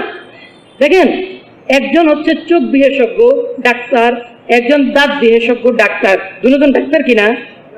এখন চোখের সমস্যা নিয়ে যদি দাঁতের ডাক্তারের কাছে যান, দাঁতের ডাক্তার তো জানে যে দাঁত ফেলে তো প্রথমে ঠিকঠাক করার চেষ্টা করি, কিন্তু যদি দাঁতের অবস্থা এরকম খারাপ হয় যে এইটা এখন ঠিক করে লাভ নাই, ক্যাপ করে এলো ভেঙে যাবে, নরম হয়ে গেছে, দুর্বল, কি করে আস্তে করে ডাক্তার উঠাই ফেলাই। চোখ নিয়ে যখন তার কাছে গেছেন, ও দেখতেছে চোখও তো এখন আউলায় ফেলাইছি, কারণ এই বিশেষজ্ঞ তো আমি না, সুস্থ তার করতে পারবো না, ওই দাঁতের আংটারে দিয়া চোখটা ফালাই দিই, নতুন দাঁত যেমন গজায় নতুন চোখ একটা গজায় নিবে। এই কথা বলে যদি দাঁতের ডাক্তার চোখ ফালাই দেয়, কি হবে? চোখ আরেকটা গজায় দিবে না আজীবনের জন্য অন্ধ হবে? হ্যাঁ, চোখের ডাক্তারের কাছে দাঁত নিয়ে যান, সে বলবে সব চিকিৎসা তো ড্রপ দিয়া করি। এখন দাঁতের চিকিৎসা তো জানি না, সবচেয়ে পাওয়ারফুল ড্রপটা, চোখের সবচেয়ে পাওয়ারফুল ড্রপটা দিয়ে দিই, দাঁতের মধ্যে লাগাইতে থাক। এই চোখের ড্রপ যদি দাঁতের মধ্যে লাগায়, প্রবলেম ছিল এক দাঁতে, এখন কি এক দাঁতের প্রবলেম থাকবে, নাকি দাঁত মারি টারি পয়সা জিব্বা টিব্বা পয়সা পড়ে যাবে সব? কারণ কি? ভুল আপনার। আপনি কেন যাই না শুই না বুঝা যে এই লাইনে অযোগ্যতার কাছে গেছেন, এই জন্য ভুল হবে আপনার। দাওয়াত ও তাবলীগ কি এমনই একটা এতিম কাজ, এতিম মেহনত, যে এটার বিশেষজ্ঞ কোন আলেম নাই? এরকম অযোগ্য মনে হয় নাকি আপনাদেরকে? দাওয়াতের আলেমদেরকে আল্লাহ তাআলা এরকম আলেম দাওয়াতের মেহনতের মধ্যে রাখছেন, এদের মোকাবেলা করার মতো যোগ্যতা বাংলাদেশের সকলে মিলে পারবে না। এরা দাবি করছে হযরত দামাত বরাকাতুহু তাফসীর বির রায় করে। তাফসীর বির রায় মানে কি? মন গড়া তাফসীর করে, মন গড়া তাফসীর। মন গড়া তফসির মানে কি? যেটা কোনো তফসিরের কিতাবের মধ্যে নাই, এই তফসিরকে কি বলে? মন গড়া তফসির। এইটা যে ফতোয়া সর্বপ্রথম ছাপাইছিল 3 পৃষ্ঠা ব্যাপী ফতোয়া, ওই ফতোয়ার মধ্যে লেখা মাওলানা সাদ তফসির রায় করে। এই তাবলীগের ভিতরে এমন আলেম আছে তফসিরের কিতাব খুইলা দেখাই দিছে, একটা আয়াতের ব্যাখ্যা নিজের থেকে করে নাই, সবগুলি ব্যাখ্যা তফসিরের কিতাব থেকে আনছে। এইটা দেখে মাথা গরম। এখন বলে শাজ তফসির করে, অপ্রসিদ্ধ তফসির করে। এই কথা আগে বলতে পারলা না কেন? এই কথা আগে বলতে পারলা না কেন? কারণ তোমাদের এলেম ওই পর্যন্ত পৌঁছে নাই যেখানে সাত সাত জমাত ধরে প্রথমে এলেম পড়ছে। জানেই না তফসির মারিফুল কোরআনের মধ্যে এই কথা আছে, জানেই না। হযরত একটা কিতাব লিখছেন, কিতাব লেখেন নাই, মানে ওনার বয়ানের একটা সংকলন হয়েছে আমালে দাওয়াত। আমালে দাওয়াত, এই আমালে দাওয়াত কিতাবের মধ্যে উনি বলতেছেন মানুষের দুশ্মন 5টা। 1 নম্বর নফস, 2 নম্বর শয়তান, 3 নম্বর বিবি। অনেকের মাথা মনে গরম হয়ে গেছে রে শুই না। হ্যাঁ, উনি লেখছেন এটা। 4 নম্বর বুড়া মাহল, 5 নম্বর নিজের বন্ধু বান্ধব লেখছেন। এখন পাকিস্তানের এক মৌলানা, অনেক বিখ্যাত, কিন্তু এই কথা আমার বলা উদ্দেশ্য তাবলীগের মধ্যে যারা আছে, আল্লাহু আকবার, এদের ইলমের সাথে বাকিরা কুলে উঠতে পারবে না। প্রমাণ নেন, প্রমাণ নেন। উনি তার দলিল দিতেছে বিবি তাহলে শত্রু। এই যে এই মৌলানা সাদ ঘরে ঘরে দাঙ্গা লাগাইতে চায়, স্বামী স্ত্রীর মধ্যে দাঙ্গা লাগাইতে চায়, এটা সেখান থেকে বের করছে। আল্লাহু আকবার। দাড়ি পাকা মৌলবী ভুল ধরে, আর নওজোয়ান একজন এসে কয়ে দিতেছে আল্লাহ তাআলা তো বলে দিছে ইয়া আইয়ুহাল্লাযীনা আমানু, হে ঈমানদার, ইন্না মিন আমওয়ালিকুম ওয়া আজওয়াজিকুম আদুওয়াল লাকুম ফাহযারুহুম, যে তোমাদের মাল সম্পদের মধ্যে এবং তোমাদের সন্তানাদিদের মধ্যে অনেকেই আছে দুশ্মন, তাদের থেকে সতর্ক থাকো। কোরআনের আয়াতের মধ্যে আছে মৌলবী খুঁজা না পায়া হযরতজির বিরুদ্ধে ফতোয়ার প্রস্তুতি নিতেছে। নাউযুবিল্লাহি মিন যালিক। একটা কথা খুব বেশি চলে ইদানিং, সেটা কি? নবীর ভুল ধরছে। আচ্ছা, কোথায় নবীর ভুল ধরছে? নবীর ভুল ধরছে কোথায়? ওই যে জয়নব রাদিয়াল্লাহু তাআলা আনহা, উনার বিবাহের সময় রাসূল সাল্লাল্লাহু আলাইহি ওয়াসাল্লাম কি করছেন? ওই গোশত রুটি দিয়ে ওলিমা করছেন। সমস্ত বিবিদের ওলিমা করছেন খেজুর দিয়া, পানি দিয়া, আর এটা করছেন গোশত রুটি দিয়া। এই জন্য সাহেব বলছেন রাসূল সাল্লাল্লাহু আলাইহি ওয়াসাল্লামের উপরে আজিয়াত অর্থাৎ পেরেশানি, কষ্ট পুচ্ছে। নাউযুবিল্লাহ মিন যালিক। নবীর ভুল ধরে লাফ দিয়ে উঠছে, লাফ দিয়ে উঠছে। আল্লাহু আকবার। অথচ সূরাতুল আহজাব 53 নম্বর আয়াত আল্লাহ তাআলা স্পষ্ট করে বলে দিতেছেন ইয়া আইয়ুহাল্লাযীনা আমানু, হে ঈমানদারগণ, লা তাদখুলু বুয়ুতান নাবিয়্যি ইল্লা ইউযানা লাকুম, তোমরা রাসূলের ঘরে ততক্ষণ প্রবেশ করো না যতক্ষণ তিনি অনুমতি না দেন। গায়রা নাযিরিনা ইনা ওয়ালাকিন ইযা দুঈতুম, যখন তোমাদেরকে ডাকা হয় ফাদখুলু, ঢুকো। ফাইযা তাইমতুম, যখন খাওয়া দাওয়া শেষ হবে ফান্তাশিরু, ঘর থেকে বেরিয়ে চলে যাও, ছড়ায় পড়ো। ওয়ালা মুস্তানিসিনা লিহাদিস, ঘরের মধ্যে বৈশা গল্প করো না। কে বলতেছে? আল্লাহ। এরপরে বলতেছেন ইন্না যালিকুম কানা ইউযিন নাবিয়্যা ফায়াস্তাহি মিনকুম, কারণ তোমাদের এই ঘরে বৈশা বৈশা গল্প করাটা রাসূল সাল্লাল্লাহু আলাইহি সাল্লামের কষ্ট পৌঁছায়, কিন্তু ফায়াস্তাহি মিনকুম, লজ্জায় তিনি বলতে পারেন না। এখানে আল্লাহ বলছেন কিনা এই ঘরে বৈশা গল্প করাটা কষ্ট পৌঁছাইছে? বলছেন কিনা? তাহলে আয়াতের মধ্যে আছে কিনা যে এই অলিমার সময় রাসূলের কষ্ট হচ্ছে? আছে কিনা? তা আল্লাহ যেটা কোরআনের মধ্যে বলে, এত বড় বড় হুজুর কোরআন খুঁজে পান না কেন? কোরআন খুঁজে পান না কেন?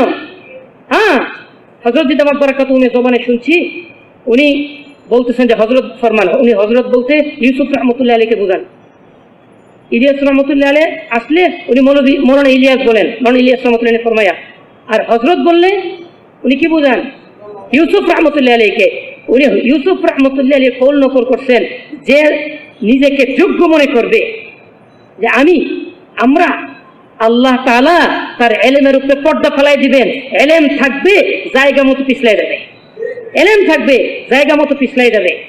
এক বড় মৌলবী উনি ইদানিং খুব প্রমাণ করতেছেন যে আমির হইতে গেলে 3 জিনিস লাগে, তাফাক্কুহ ফিদ্দিন লাগে, রুসুখ ফিল ইলম লাগে, তাকওয়া লাগে।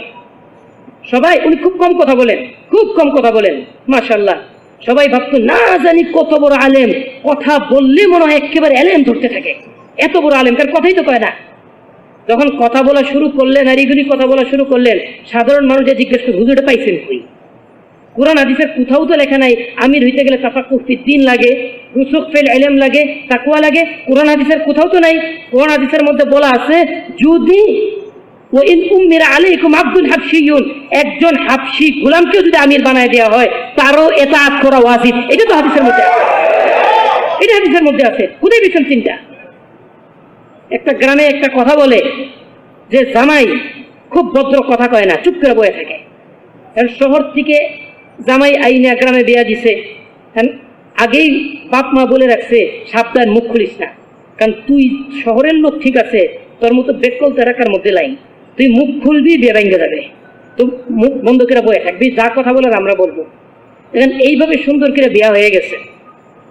এখন বিয়ার পরে শ্বশুর বাড়িতে বেড়াইতে গেছে, কথা কম, মুখ খোলা যাবে না, এখন মুখ না খুলে না, বয়ে থাকে চুপচাপ। একবার শ্বশুর শাশুড়ি বসা, আত্মীয় স্বজন বসা, শ্বশুরে বলতেছে বাবা একটু কথা বলো না, কত আত্মীয় স্বজন আসছে তোমাকে দেখতে। এখন সে কথা বলতেছে, বলে আব্বাজান, শ্বশুরে বলতেছে আব্বাজান আমি যেমন আপনার মেয়েরে বিয়ে করছি, আপনিও কি আমার শাশুড়ির এমনি বিয়ে করে আনছেন?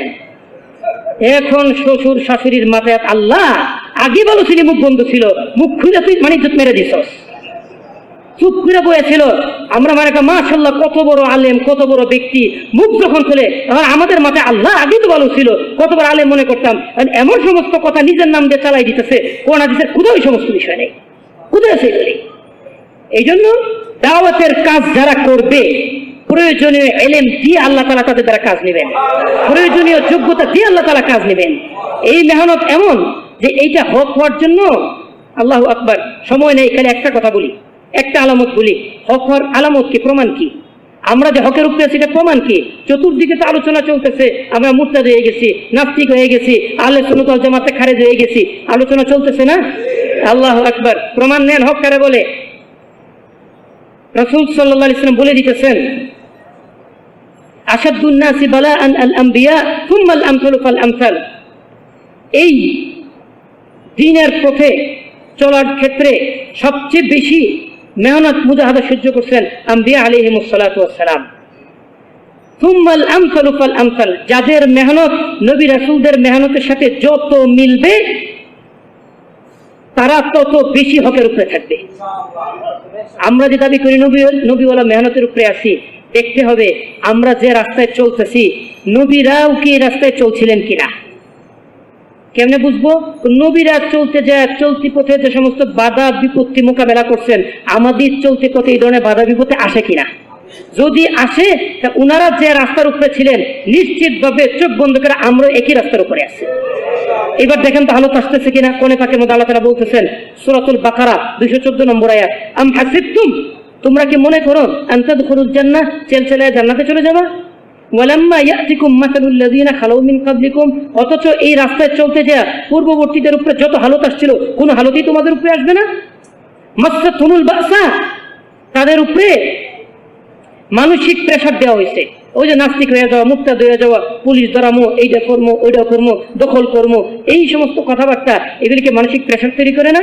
এগুলি তাদেরকেও করা হয়েছে। ওয়াদরারা, শারীরিকভাবে হিট করছে, পাথর নিক্ষেপ করছে, তীর নিক্ষেপ করছে, থুতু মারছে, ঘুরি আইনা ঢেলে দিছে, হয়েছে কিনা ভাই? হ্যাঁ, এগুলি আমাদের হইতেছে, ডাক্তার কি চলতেছে দেশব্যাপী।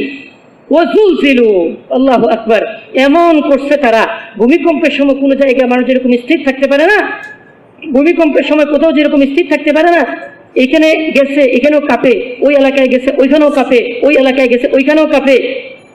রাসূল সাল্লাল্লাহু আলাইহি ওয়াসাল্লাম চিন্তা করলেন তাহলে একটু মামু বাড়িতে যাই, তায়েফ দুধমার এলাকা, আমার মামারা আছে, না হইলো মামা তো বাইরে আছে, না মানলেও একটু আপ্যায়ন তো করবে।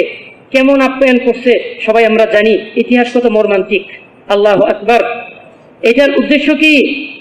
এটার উদ্দেশ্য হইল ওই ভূমিকম্পর সময় মানুষ যেরকম স্থির থাকতে পারে না, হকের পথে যারা চলবে সাময়িক হালত তাদের উপরে এরকম আসবে, এক জায়গায় যাবে বাইর করে দিবে, আরেক জায়গায় যাবে বাইর করে দিবে, আরেক জায়গায় যাবে বাইর করে দূরের কথা ঢুকতেই দিবে না। এরকম হালত কি আমাদের উপরে আছে কিনা? গেলে বাইর করে দে, ওখানে গিয়ে ঢুকতে দেয় না, এইটা নে ওইটা নে। আল্লাহু আকবার। এইটাই প্রমাণ করে মেহনত হকের উপরে আছে। আর এই হক প্রমাণ করার জন্য এই ধরনের হালত আসতেই হবে, আসা বাধ্যতামূলক। আসছে এটা প্রমাণ। যেমন দেখেন আরেকটা প্রমাণ দিই, রাসূল সাল্লাল্লাহু আলাইহি ওয়াসাল্লাম যখন ওই যে ইকরা বিসমি রাব্বিকাল্লাযী খালাক এখান থেকে 5টা আয়াত পাইছেন, তারপর শরীর কাঁপতে কাঁপতে জ্বর উঠে গেছে, জাম্মিলুনি জাম্মিলুনি, আমাকে ঢাকা দাও কম্বল দিয়া। ওনার বিবি খাদিজা রাদিয়াল্লাহু তাআলা ঢাকা দিলেন। এরপর ওনার বিবি বুঝতে পারতেছে না কি হইতেছে, দৌড়ে চলে গেলেন ওনার চাচাতো ভাই ওয়ারাকা ইবনে নাওফালের কাছে। যা বললেন চাচাতো ভাইয়ের কাছে যে এরকম এরকম হালত, বুঝতেছি না কি হইতেছে। তিনি কি বললেন, লা ইন কুনতি সাদাকতি ইয়া খাদিজা ইন্নাহু লানাবিয়্যু হাযিহিল উম্মাহ। খাদিজা, যে সমস্ত আলামত বর্ণনা করছো যদি এগুলো সত্য হয়ে থাকে তাহলে তোমার স্বামী এই জমানার নবী হবে।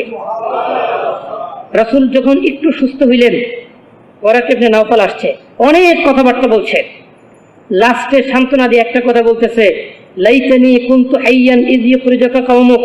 হে মুহাম্মদ, ওই দিন যদি আমি তোমার সাথে থাকতে পারতাম যেদিন তোমার কওম তোমাকে বের করে দিবে, লা আনসুরান্নাকা নাসরান মুআজ্জারা, আমি সর্বাত্মক সাহায্য সহযোগিতা তোমাকে করতাম। রাসূল সাল্লাল্লাহু আলাইহি ওয়াসাল্লাম বলতেছেন আশ্চর্য হইয়া, আও মুখরিজিয়াহুম, ওরা আমার বের করে দিবে, ওরা আমার আল আমিন মনে করে, বিশ্বস্ত সত্যবাদী, যে সমস্ত মামলা ওরা মিটমাট করতে পারে না আমাকে সালিশ বানায় ওই মামলা মীমাংসা করে, আর ওরা আমার বের করে দিবে। উনি সান্ত্বনা দিয়া বলতেছেন হাসতে হাসতে, ইয়া মুহাম্মদ মা জাআ আহাদুন বিমিসলি মা জিতা বিহি। হে মুহাম্মদ, যে জিনিস নিয়ে তুমি দুনিয়াতে আসছো, যে দায়িত্ব নিয়ে তুমি দুনিয়াতে আসছো, যে মেহনত নিয়ে তুমি দুনিয়াতে আসছো, এই মেহনত নিয়ে এই পর্যন্ত যত মানুষ আসছে ইল্লা উদিয়া ওয়া উদি, এটার প্রত্যেককে বাইর করা হয়েছে, জুলুম করা হয়েছে, উপহাস করা হয়েছে, এদেরকে বিভিন্ন ধরনের শত্রুতামি করা হয়েছে, কষ্ট দেওয়া হয়েছে। আল্লাহ তাআলা সূরা ইয়াসিনের মধ্যে বলতেছেন, ইয়া হাসরাতান আলাল ইবাদ, আমার বান্দাদের জন্য আফসোস।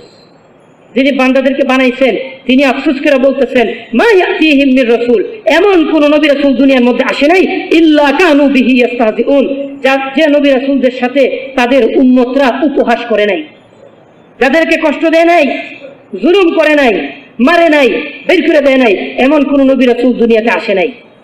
রাসূল সাল্লাল্লাহু আলাইহি সাল্লাম এই কথাটা মানতে খুব কষ্ট হইল, শুনলেন। যেদিন হিজরত করে চলে যান মক্কা থেকে মদিনায়, আল্লাহু আকবার, তখন এই কথা মনে হলো, ওহো, এই দিনের কথাই তো ওয়ারাকা ইবনে নাওফাল সতর্ক করছিল। তো রওনা হয়ে গেছেন মদিনার দিকে, আর একটু পর পর কাবার দিকে তাকান, একটু পর পর বাইতুল্লাহর দিকে তাকান, খুব কষ্ট লাগতেছে। বলতেছেন, আহারে বাইতুল্লাহ, আজকে এই দিনের কাজ করার জন্য তোমার কাছ থেকে তারা আমাকে বের করে দিল, আজকে তোমার ছেড়ে আবার চলে যেতে হইতেছে। আবার একটু আগাইতেছেন, আবার তাকাইতেছেন, আবার এই কথা বলতেছেন, হাই রে কাবা, এই তোমার পাশে বৈশা কত কোরআন তেলাওয়াত করছি, নামাজ পড়ছি, জিকির করছি, তোয়াফ করছি, মানুষকে ডাকছি, আজকে দিনের কারণে তোমাকে ছেড়ে চলে যেতে হইতেছে। আল্লাহর খুব কষ্ট লাগতেছে।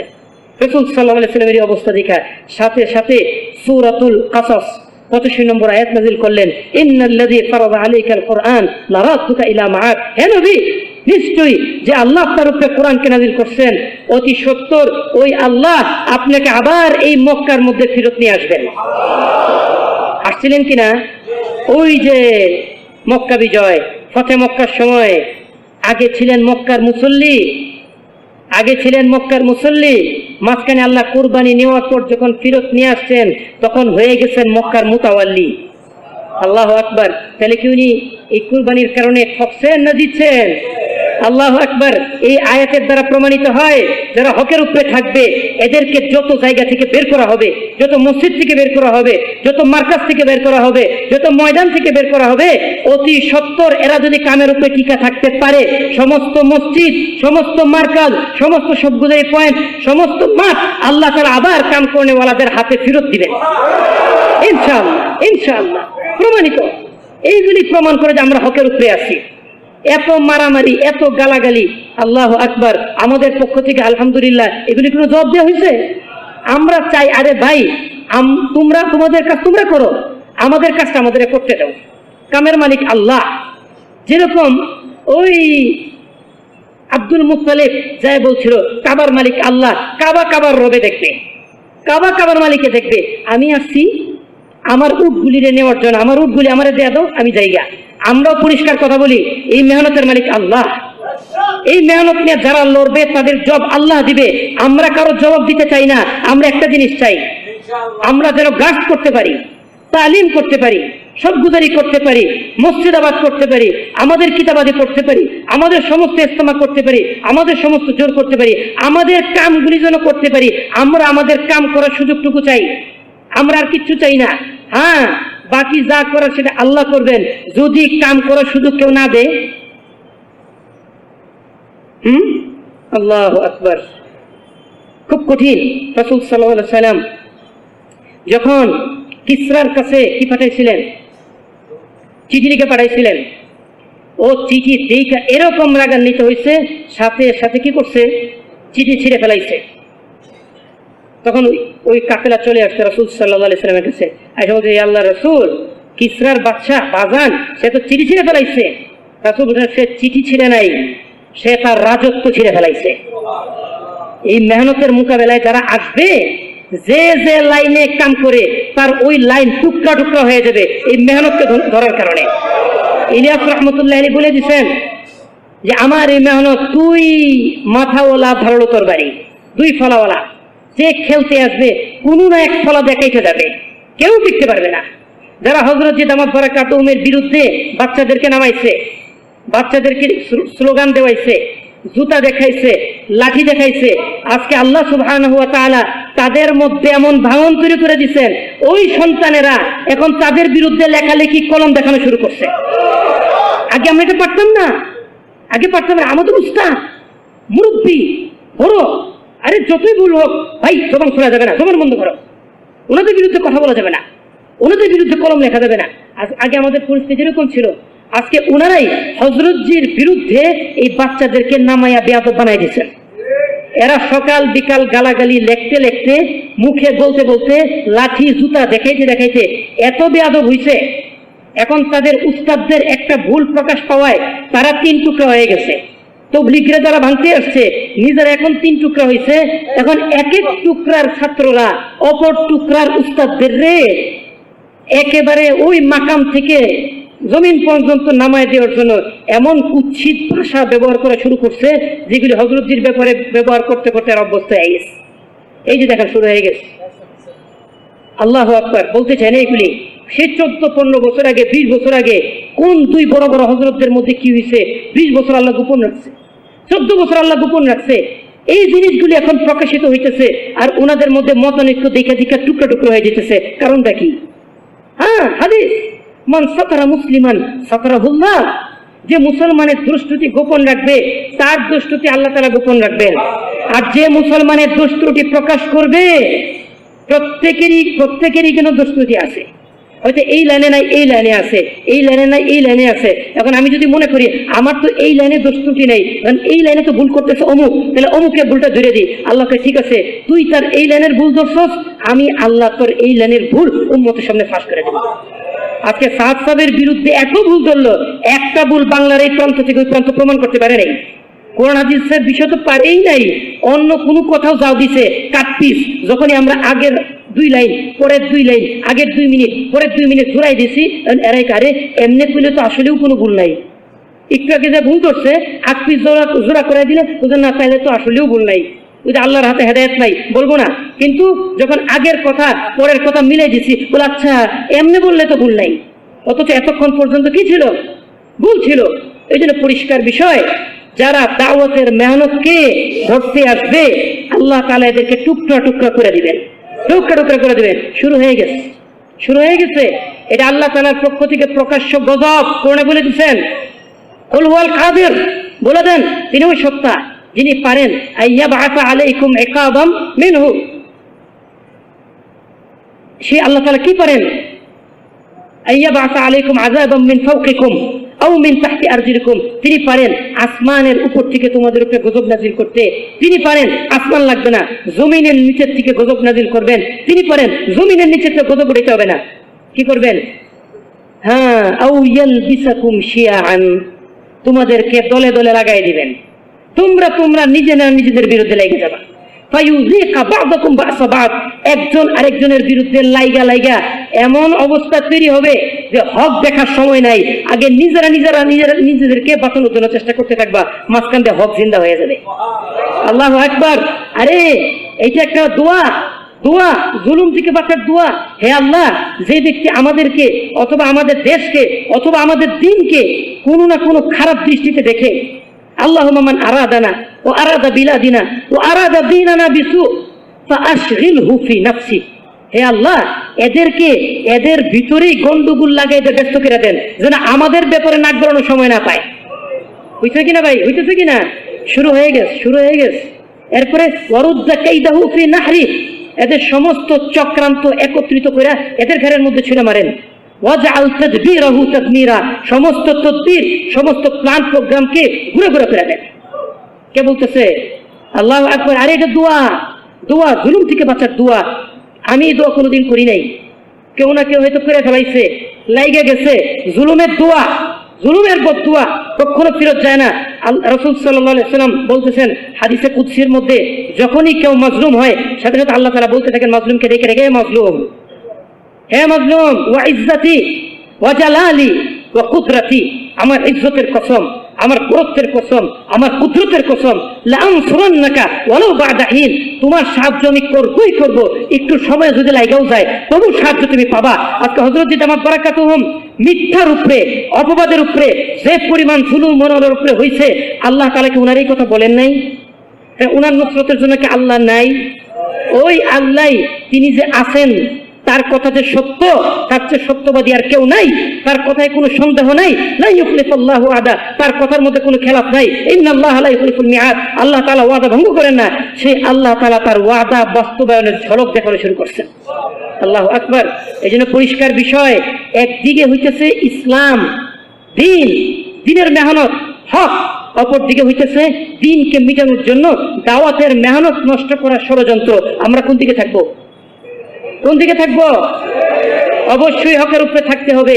এখন হকের উপরে থাকতে গিয়া যদি কোনো বাধা বিপত্তি সামনে চলে আসে, আল্লাহ তাআলা বলে দিতেছেন, রাসূল সাল্লাল্লাহু আলাইহি ওয়াসাল্লাম, মাত্র একটা মধু খাওয়া, এটা কি হালাল না হারাম? একটা হালাল বিষয়। এটা ফরজ না ওয়াজিব না সুন্নত? কিচ্ছু না।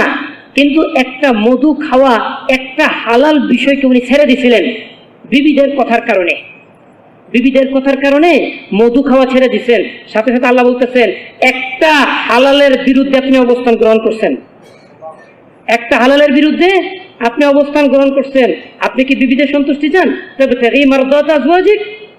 আপনি কি বিবির সন্তুষ্টি চান? সাথে সাথে রাসূল সাল্লাল্লাহু আলাইহি ওয়াসাল্লামকে বলে দিচ্ছেন, না, যা হালাল আছে তা হালাল, হালালের সাথে লাইগা থাকেন। যদি লাইগা থাকার জন্য বিবি চলেও যায়, লাইগা থাকার জন্য বিবিরা যদি আপনাকে চাপও দেয়, ওয়া ইন তাযাহারা আলাইহি ফা ইন্নাল্লাহা হুয়া মাওলা, আল্লাহ আপনার সাথে থাকবেন। ওয়া মালাইকাতু, ফেরেশতারা থাকবে। ফা ইন্নাল্লাহা মাওলাহু ওয়া জিবরিল আপনার সাথে থাকবেন। ওয়া সালিহুল মুমিনিন, সমস্ত নেককাররা আপনার সাথে থাকবে। ওয়াল মালাইকাতু বা'দা যালিকা যাহির, এবং সমস্ত ফেরেশতারাও আপনার সহযোগিতা করবে। এখন দাওয়াতের মেহনত কি খালি হালাল নাকি এটা ফরজে কিফায়া? কোন ক্ষেত্রে ফরজে আইন, অর্থাৎ কিফায়া বলেন আর আইন বলেন, ফরজ তো ফরজ কিনা? এই ফরজের বিরুদ্ধে যদি কেউ অবস্থান নেয়, হালালের কথাটা এত কঠিন, তাহলে ফরজের বিরুদ্ধে যদি কেউ অবস্থান নেয়, 5 নম্বর আয়াতের মধ্যে আল্লাহ বলে দিচ্ছেন, বিবিরা যদি আপনার কথা না মেনে অবস্থান নেয়, আসা রাব্বুহু আইয়ুবদিলাহু, আল্লাহ চাইলে এই বিবিদেরকে বাদ দিয়া এর চেয়েও নতুন বিবি আপনাদেরকে দান করবেন। ঠিক তদ্রুপ যারা হকের উপরে থাকবে, ফরজের পক্ষে থাকবে, মেহনতের পক্ষে থাকবে, আল্লাহ তাআলা এদের পক্ষে থাকবেন, জিবরিল থাকবে, সমস্ত ঈমানদার থাকবে, সমস্ত ফেরেশতাদের পক্ষে থাকবে। আর এদের বিরুদ্ধে যারা থাকবে, এদেরকে ঠেকাইতে যারা থাকবে, যদি এরা তওবা করে ফেরত চলে আসে, আলহামদুলিল্লাহ, নবীদের বিবি তওবা করছে, আল্লাহ রেখে দিয়েছেন। যদি তওবা না করে, যে মৌকায় যে জায়গায় আছে, এদেরকে আল্লাহ তাআলা এই সমস্ত জায়গা থেকে বের করে এর চেয়েও ভালো ব্যক্তিকে ওই সমস্ত জায়গায় বসায়া ওদের দ্বারা দিনের কাম নিবেন। এই সকল ব্যক্তিদেরকে দিনের কাম নেওয়ার জন্য আল্লাহর কোনো ধরাবান্ধা নাই, ঠেকা নাই। এই জন্য আমরা হকের সাথে, এই দাওয়াতের মেহনতের সাথে মৃত্যু পর্যন্ত থাকার নিয়ত করতে পারি কিনা ভাই? এই জন্য একটা জিনিস পরিষ্কার, বাতিল চাইতেছে দিনকে মিটাইতে, দিন মিটানোর জন্য দিনের মেহনত বন্ধ করতে হবে। ঠিক কিনা ভাই? হ্যাঁ, শুধু কারেন্ট বন্ধ করে দিলাম এক বন্ধ হয়ে যাবে, কারেন্ট বন্ধ করে দিলে ফ্যান বন্ধ হয়ে যাবে, কারেন্ট বন্ধ করে দিলে লাইট বন্ধ হয়ে যাবে, হবে কিনা? তাহলে দাওয়াতের মেহনত বন্ধ করলে দিনের সব বন্ধ হয়ে যাবে। তাহলে দাওয়াতের মেহনত এমন এক জিনিস, কারেন্টের মতো, এটা ঠিক থাকলে সব ঠিক থাকবে। তখন তারা প্ল্যান নিছে দিন ধ্বংস করতে হলে দাওয়াতের মেহনত ধ্বংস করতে হবে। এই জন্য তারা যত বেশি দাওয়াতের মেহনত ধ্বংস করার জন্য মেহনত করবে, আমরা যদি তত বেশি সারা বিশ্বে দাওয়াতের মেহনত চালু করিয়া দিন জিন্দা করার জন্য মেহনত করতে না পারি, এই বাতিলের মোকাবেলা করা সম্ভব হবে না। এই জন্য তারা যত চেষ্টা করবে, আমরা তার চেয়েও দ্বিগুণ চেষ্টা করে সারা বিশ্বের প্রতিটা ঘরে ঘরে এই দাওয়াতের কালিমাকে পৌঁছাই দিব। এই নিয়ত কার আছে ভাই? সারা বিশ্ব সফরের নিয়ত আছে কিনা ভাই? আল্লাহ তাআলা আমাদেরকে তৌফিক দান করুন। ভাই নগদ